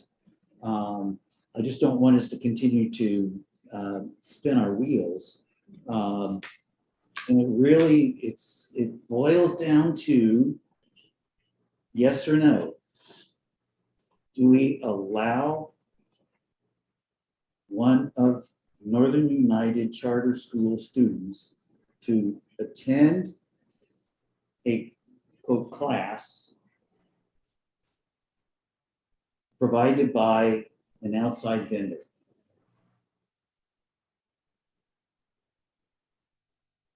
And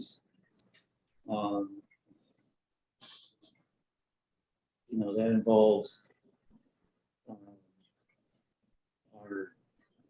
our practice of vaccinated students or those in the process, or with exceptions as Sherry outlined, or not. So is an outside vendor similar to a school field trip or not? So With the extensions of school or classroom. yeah. So I think that the field trip thing has its own policy because it's run by staff. So that one, I think it's already, I think it's in the policy that unvaccinated students are unable to attend field trips, but it's not in the policy whether or not vendor classrooms. So thank you for that. But going back, right now I need to be convinced against my years of practice as being a school administrator, and admittedly in public school, although one of them was a district's alternative school, which was largely independent study, that the school rules or policy is all students be vaccinated with those state allowed, recognized exceptions. That's where I'm coming from. So far, I haven't heard anything to change my mind from that. So that's just where I'm coming from. Well, I guess that my question would be, is that going to be our policy though? Because I thought that from what Sherry just explained is that we do allow unvaccinated students if they are complying with the fact that they don't go to field trips and they don't go into the classroom. And currently it says that they can go do a vendor for whatever. Are you saying that the policy will not reflect that anymore? I guess is because you're saying that that's where you're coming from, but that's not what we're currently doing. So I'm kind of confused. Are you talking about the policy as a whole, or are we talking about the vendor agreement? Policy as a whole, because in the back of my mind, and it has been for quite some time, is it's the elephant in the room. It's the COVID issue that we're going to have to deal with. And so then where, states, we don't know what the state is going to end up requiring, but then are we going to make, if the state says that, all students must be vaccinated, and then, how are we going to differentiate between, those families that don't want to vaccinate their children? I see it being somewhat similar, and now we're dealing with a public health crisis. And so, in a way, see it as being hypocritical if we allow one thing now and a different thing later on, where it's a requirement placed upon the families for the students to attend. So I still don't see anything that's moved me off of my position. So anyway, we're just dragging this on. It just emphasizes the importance of making the decision, because it's a decision that we're all going to have to live with, and certainly Sherry, and then beyond that, all the other administrators that will have to interact with students and parents about the policy. So,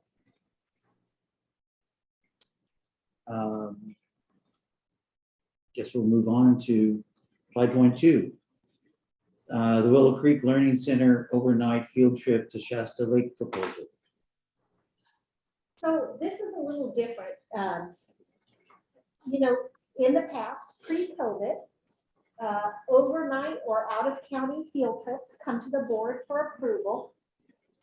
And the Willow Creek Learning Center would like to do an overnight field trip at the end of the year, like after, once at the end of the school year.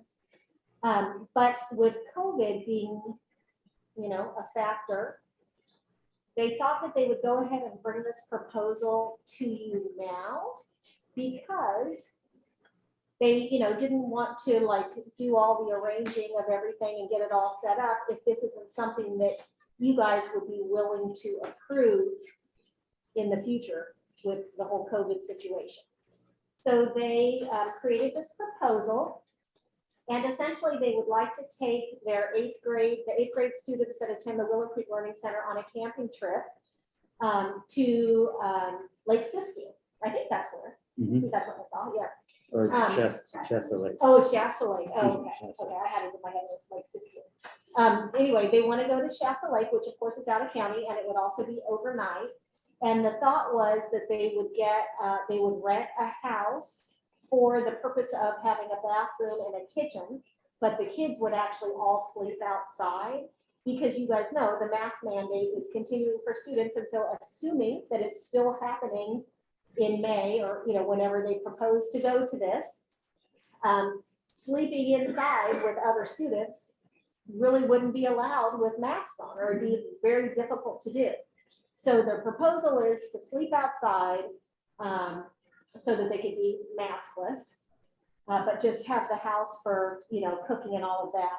So they just, right now, and Michaela is on here. Michaela, you can feel free to jump in, or if the board has any questions for you, but they just basically wanted to know, kind of get a temperature of the room, how you feel about the idea of this before they really launch into it, before they tell students or start fundraising or working with the parents or any of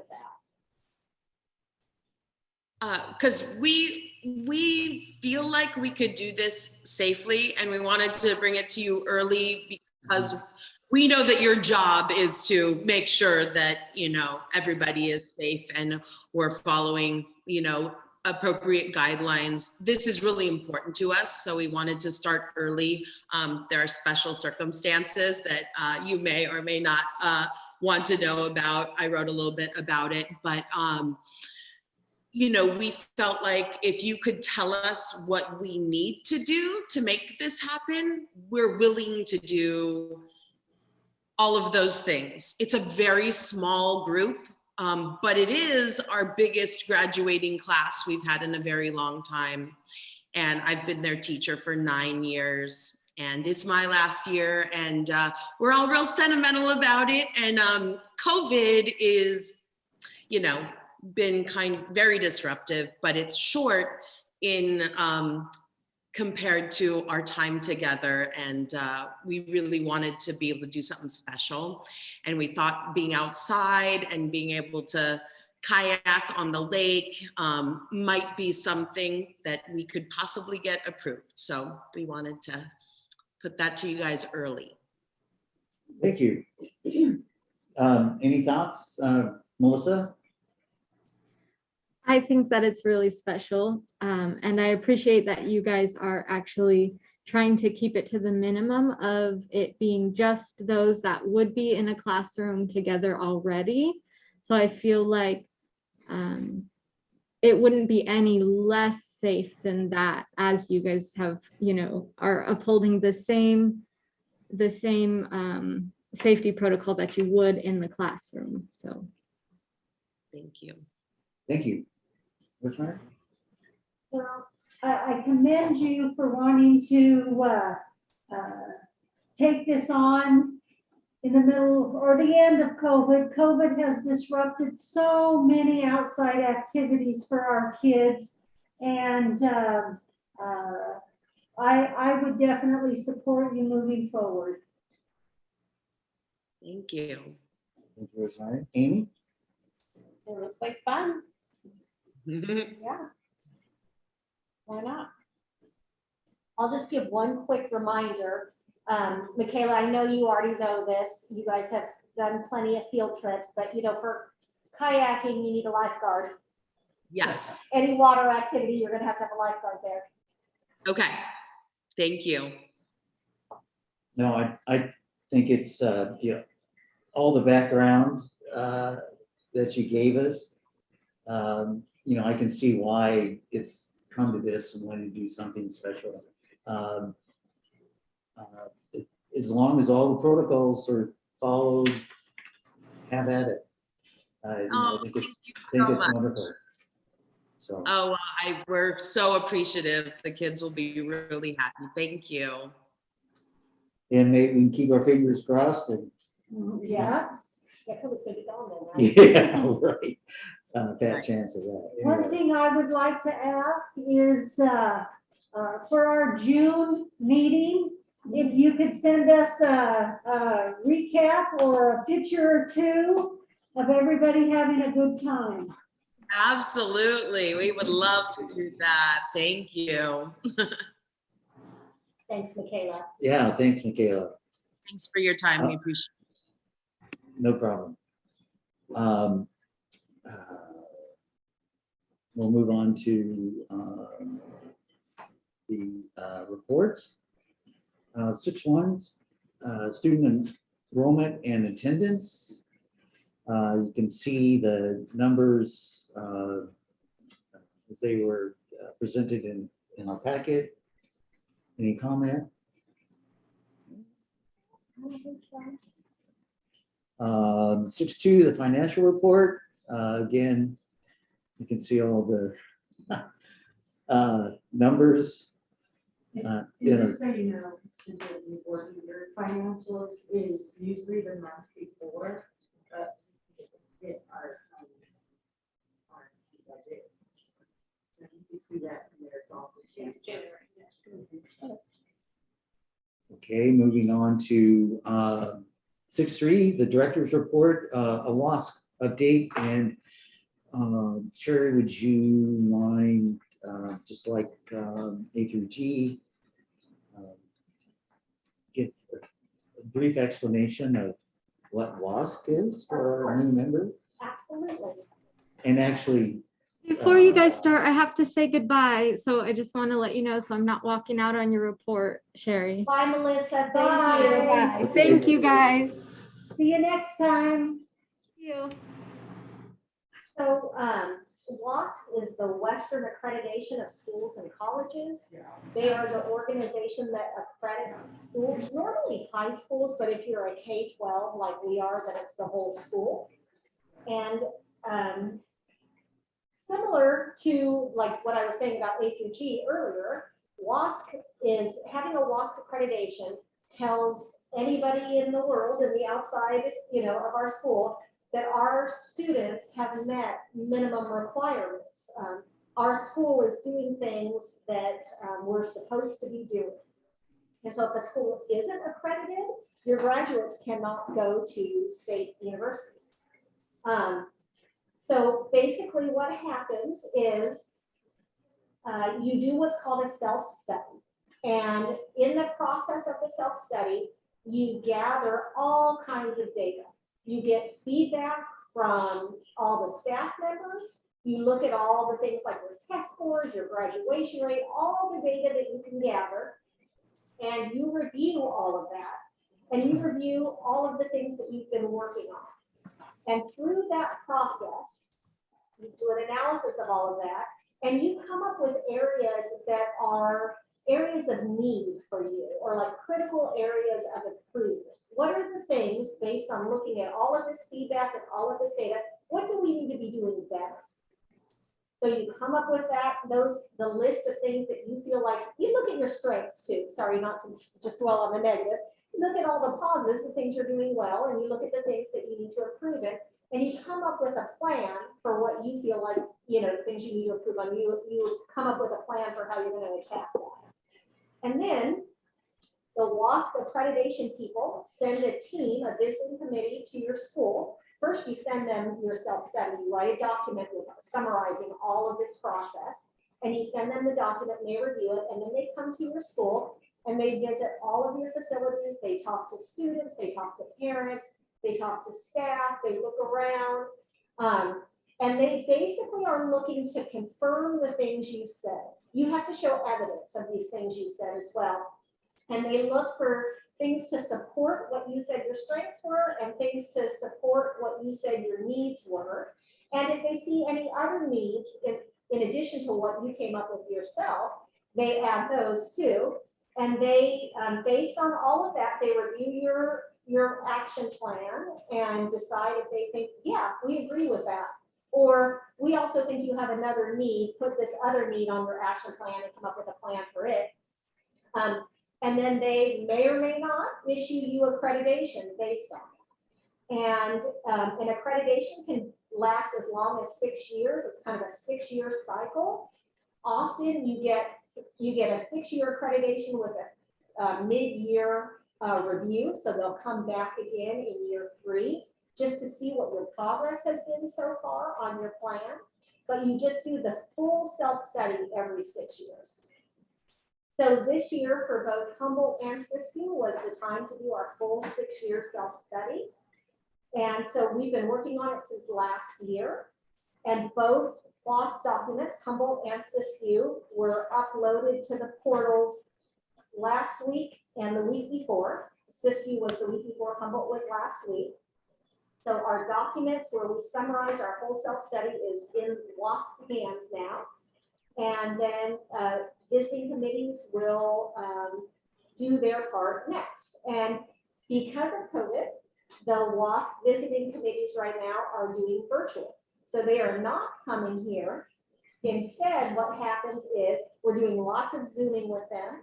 We're making videos in advance and sending them to them. And then they're just having Zoom meetings with us and Zoom meetings where they're getting to see like what's happening at our facilities and also where they're getting to speak with our staff and those kinds of things. So I included in here the WASC report for both Humboldt and for Siskiyou in your packet. And I just put that in there for your viewing and, you know, for you to be able to go through and see the areas that we saw as strengths and the areas that we feel like we need to improve in based on the data and the feedback, based on the self-study that we did. And then also in there is the action plan for how to address it. One other thing that I want to mention about this is there has been a big push over the last few years to align your WASC plan with the LCAP.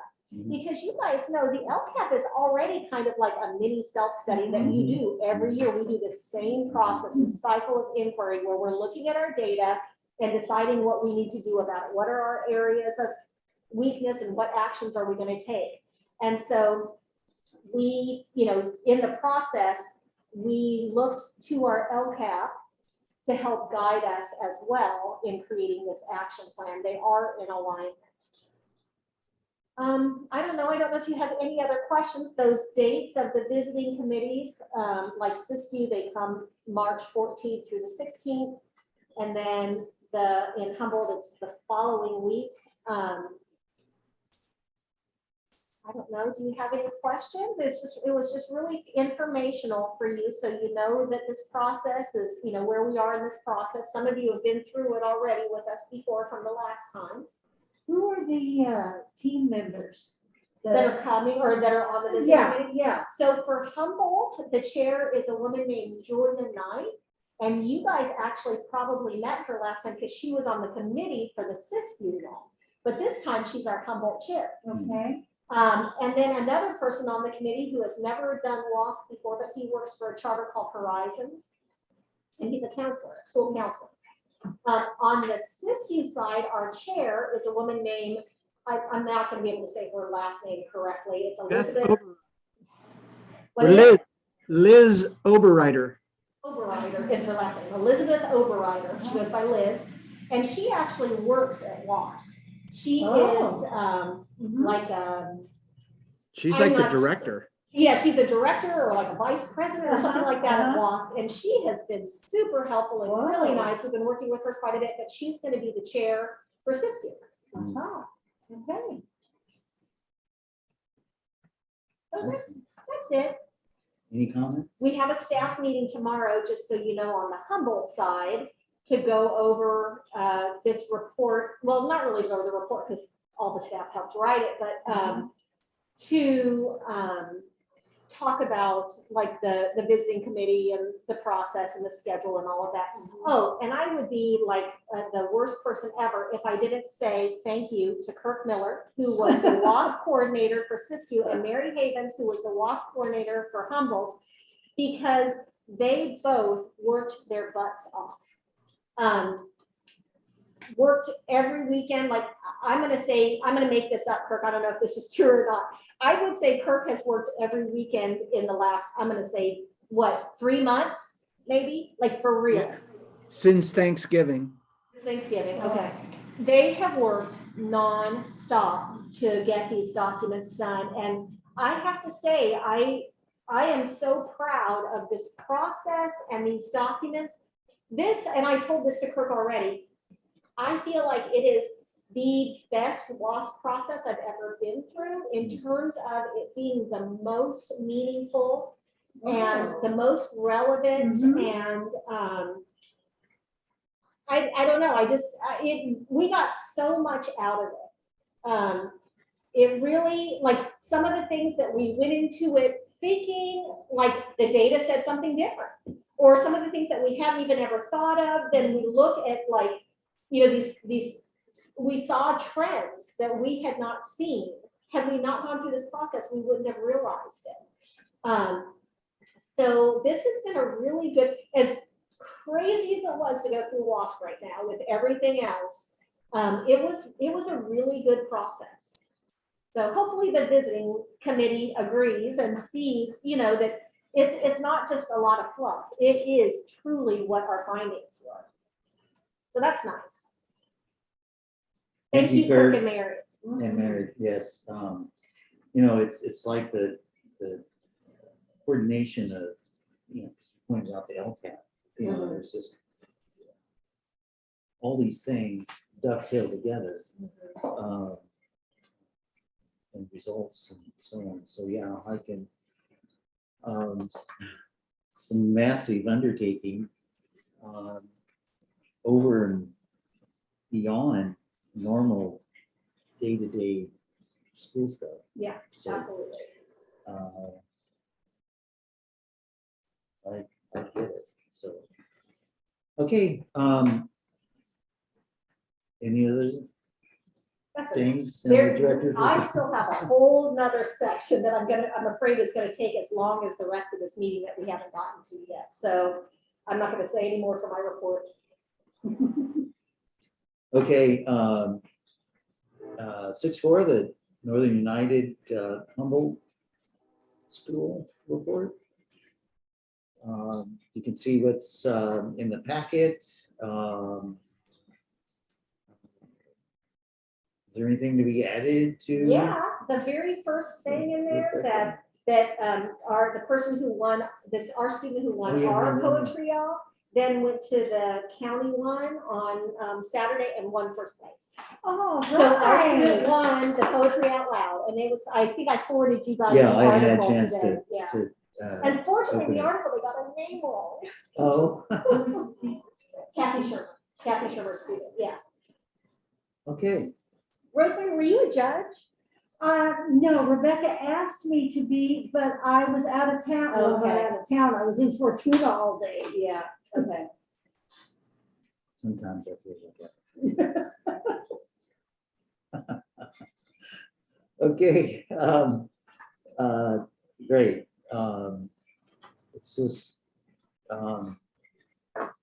really nice to have the pictures and the visuals. Oh, yeah. It just adds to it, you know, it's just wonderful. Greatly appreciated. So move on to 6-5, the Northern United Siskiyou Charter School report. And again, it's in the packet. Only thing, What's that, Kurt? only thing I would add to that is the pictures are black and white. I've always kind of hoped that the pictures would be color in the packet, but if you want to see color pictures, send me an email and I can send you some color versions of that report. Especially the Chinese dragon. It doesn't really do it justice in black and white. Yeah. Okay. So you guys see Amy had to leave. She just said that she had to leave. So we don't have a quorum anymore, but we don't have any other action items. But Janice, do you think the mid-year reports need to be done to a quorum? You think? That's what I'm asking. Do you think? I mean, it's just a report. It's a report. They They're got it in the not taking packet. action. They all had it. They were here. Yeah. Sherry, I would probably go for it. I was at HCA's last night. Yeah. They had it for it, but it was, Yeah. After the end of a and very they long didn't meeting. go through every, they provided the metric information and the action information, and then gave, like, Alicia gave a summary for community. we Okay. Gave a summary of foster, but yeah, it wasn't like line by line. Okay. All right. Okay, good. It's Okay. just listed as information. It is. It's just There's no action information. required. The other thing, Kurt, it's nice to see the school site council minutes. You know, we tend to forget at this level that each county school, you know, there is the school site council, and certainly, sure, you're familiar with it, may even Yeah. sat in on some, or, you know, been a participant, me as well. And so it's just an integral part of school governance. Yeah. I have a question for Kurt on the site council. He was going to talk with Brianna about joining that committee. And I was just curious because I didn't see her name there, but I was hopeful that she would rejoin our school, so to speak. I haven't heard anything about Brianna recently at all. Did she actually ever move back? I I thought I seem to remember that she might have or did, but I'd have to check with Vivian. Her and Vivian are good friends and keep in touch. So I can ask Vivian tomorrow or Monday. You have such good memory, Rosemary. I had forgotten about that. Yeah, no, I remember Kurt had, you know, brought that up. Yeah. Yeah. Gee whiz, it's only choice. Yeah, thanks, Jerry, for the comment about the school site council. It was kind of a struggle to get it up and running this year, but we got it. We got a good crew now, so. Yeah, it is, you know, you kind of over the hump and then it's, you know, it takes tremendous effort to get up to that point, and then you got it in place. So, all right, 6-6, the board report. Do you have anything to share, Rosemary? I don't. I was at the, I came out this way earlier this week and happened to look across at the students on the playground, and they were having a great time playing Foursquare and eating their snack, and the weather was lovely out here. And Rosemary, you came up and met with me to get all caught up on the meeting. Oh, that you yes, missed. and I did that. Yeah. Yes, that's why I was actually here, not to spy on children in the playground. And good, I'm glad, Yeah. you know, you followed through to do that. Yeah. To catch up, which you missed in your illness absence. Actually, what I have to say will come up with the next board meeting.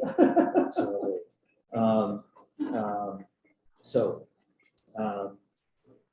moving on to reports, 6-7 LCAP annual update supplement, LCAP mid-year outcome data, and LCAP mid-year implementation and expenditure data for Northern United Humboldt Charter School.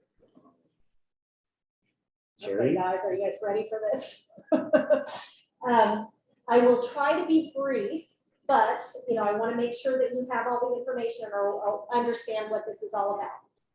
So, when we wrote the LCAP last year, you know, you guys adopted in June along with the budget. So we're writing it like in the spring, and we kind of finalize it. You know, you adopted in June. At that time, that's all before the state adopts their budget. Well, once the state adopted their budget, there were, a couple things. One is at the end of that year, there was some additional funds that were given to schools from the American Rescue Act, and then the Budget Act, the budget passed, and then there was the Budget Act of 2021. And both of those things passing included additional funds to schools for a variety of things.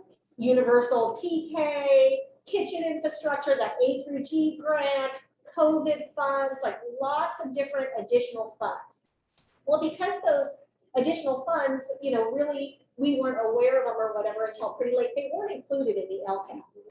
And so what the state has asked this year is that we do an update to the LCAP to kind of address how we're going to spend these additional funds since they weren't included in the original update. So that's part of what this is. Additionally, they wanted us to give kind of a mid-year update on how we're doing so far on the things we did put in our LCAP. Like all of the metrics, the data that we say, what is it looking like right now, kind of mid-year? Same with our expenditures, the things we said we were going to spend money on in the LCAP. How much have we spent of that so far this year? So these are all what was required right now is to give you a report on all of this. So it's a lot of information. The first plan that was in your packet is the summary of those additional funds that I talked about, like how are you going to be spending those, or what was the process that you got feedback from community partners on that. You know, those were the kinds of the questions that they asked. And that's what's in that first plan kind of in the packet. And then the second part is where all of the updates on the metrics and the expenditures are. So if you look at page 440 in your packet, you see goal 1 of our LCAP. And the 1, 2, 3, 4th column over, you see year 1 mid-year progress. So that column is the data of how we're doing so far at this point. As you can imagine, there are some data points that we don't know yet. Like, we don't know what our graduation rate is yet for this year because the year hasn't ended. You know, there are things like that that I maybe put in here, not available at this time, or because we only have partial, like it's not time yet. We don't know. So some of the things in that column, you'll see something related to that.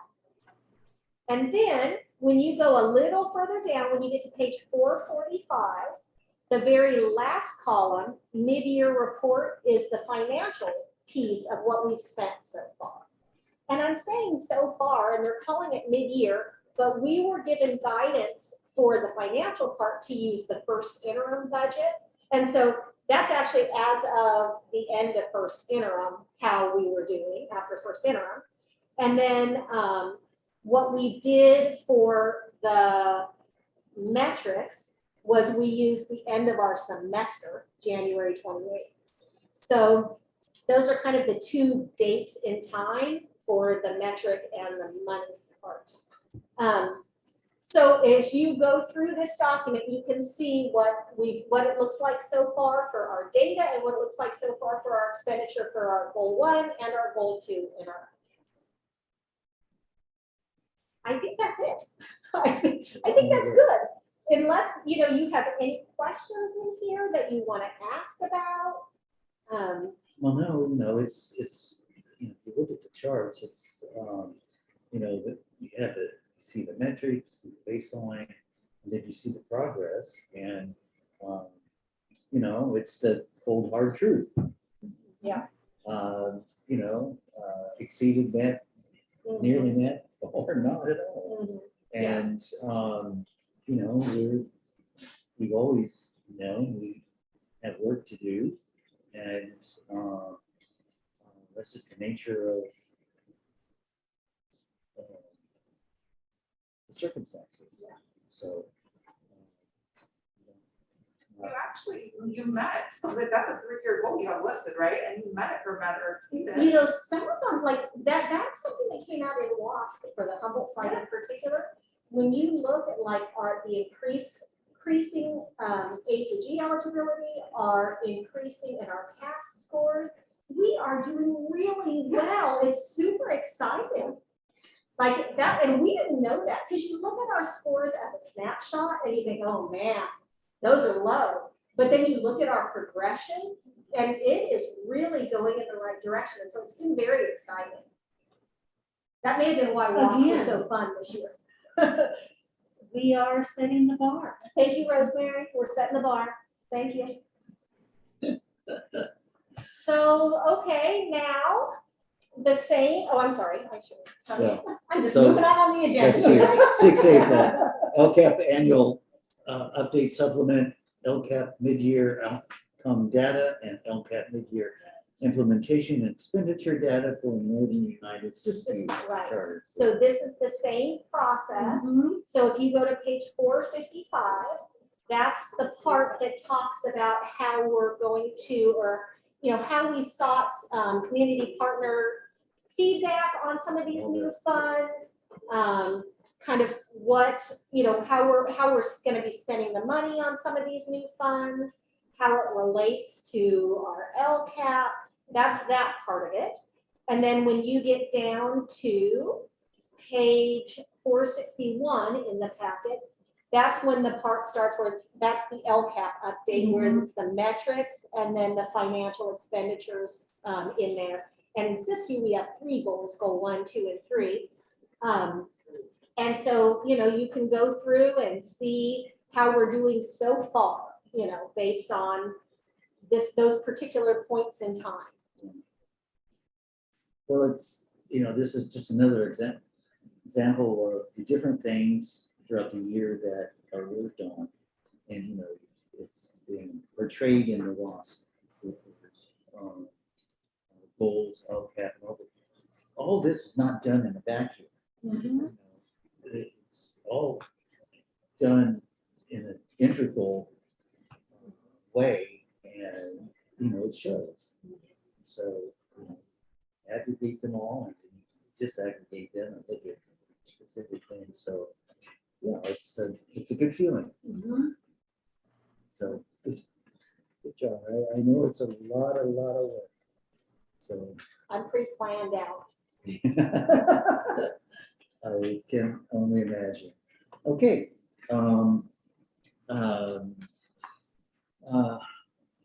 Item 7, next board meeting. 7.1, possible agenda items. Oh, shoot. Too bad we didn't discuss the date The date. before the others left. I know. We're gonna have to, see. See. Oh, what is it? Oh, the word. Oh, because that's second interim. Well, we're thinking about it later, so that's fine. The board meeting later. So that's- Earlier. Yeah. Well, wasn't it, didn't everybody respond that later? Was, you haven't seen all the responses. Yeah. I'm Well, good either first of way. all, the potential, 7.1 is potential agenda items. Oh, you can take one Obviously- thing at a time?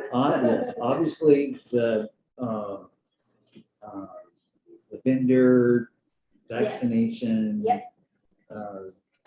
Discussion. Probably a policy A5. That other batch cover sheet thing that didn't get Okay. in here. I think school calendars. Has HCE put one out yet, Janice? Last night. Okay, perfect. So I've been last waiting. night we did, yeah, well, Okay. You, I saw Siskiyou. Siskiyou County Office of Ed's calendar. Okay. so honestly, it was so late, I don't remember Okay. adopting it, but we. Okay, they so did it'll look be at the them. school calendars will be on the agenda next month as well. The things, the A3g completion improvement grants will be voted on. Okay. Those are the things off the top of my head. Oh, did she sign this? Can I ask you something? Uh-huh. You mentioned batch cover sheet, and earlier when you were going through, at the beginning of the meeting, you were talking about a problem with one or more or some problem around the batch cover sheets. I just wanted to Yeah, I get, didn't put one in the packet. okay, so I have one called number 43.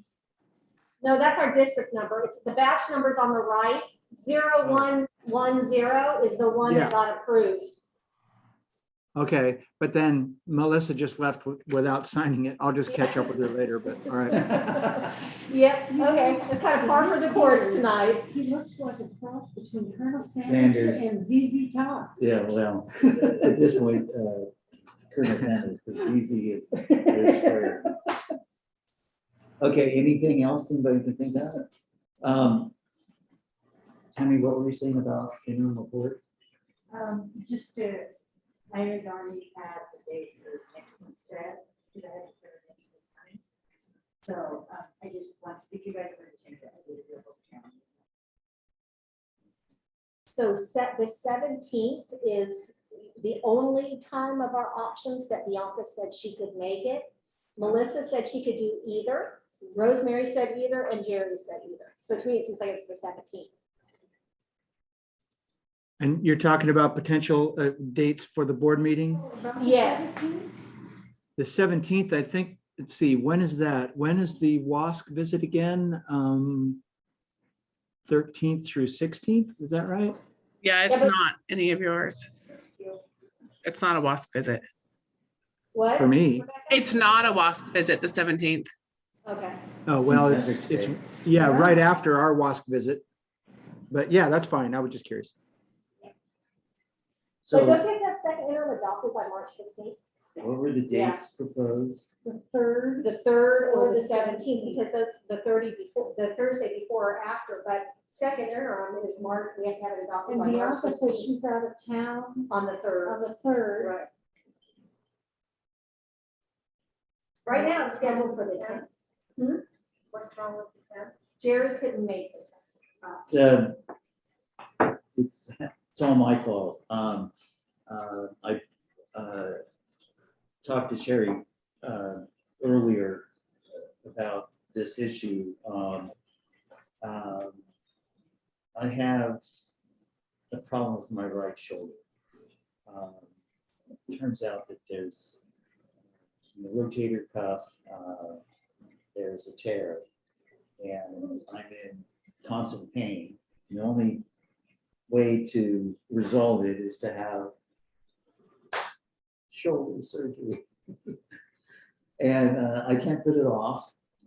And I met with the surgeon last week, and as soon as they could do it, because he performed surgeries twice a month at Redwood Memorial, which is in Fortuna, just in my backyard. And so it turned out to be March 7th, which is the soonest, and it's not something I'm looking forward to, or I mean, it's just the time of the year and the amount of time for the recovery. I mean, and I'm right-handed, and so I had the left one done like 10 years ago. Oh, wow, same doc as you? No, different one. That one's no longer around. And so, you know, I adjusted. I do remember driving with my arm in the sling. And Carol may not go for that now. And so, and then trying to Zoom soon after the surgery is risky, but I don't know, you know, how I'm gonna feel. Right. So, Right. so I apologize for all this, but I just have no choice. I prefer to be here physically in person. Yeah. But you know, Bianca had already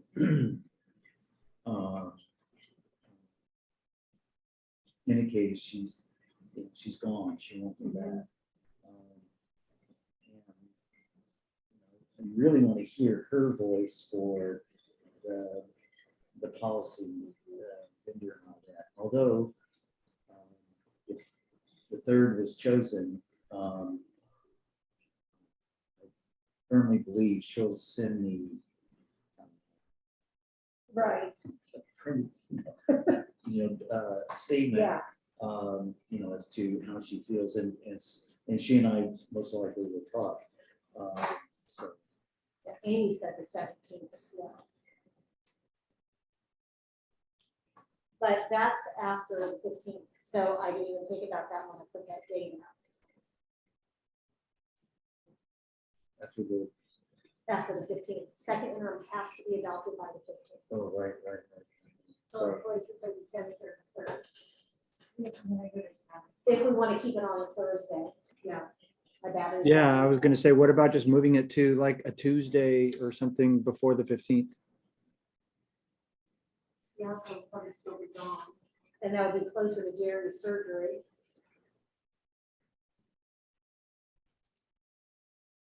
If Bianca is back. No, she won't be back. Okay. What's her? She's coming back on the 16th or something. When is she leaving? Oh, I see. The out of state on March 3rd. They don't have restrictions on the 17th. Either day works for you. And so You could put off the vaccination discussion until April. Maybe. But you want it in the packets and whatnot. I mean, because keep in mind, then the policy is going to take 2 more meetings Right, after that. right. Yeah, right. Yeah.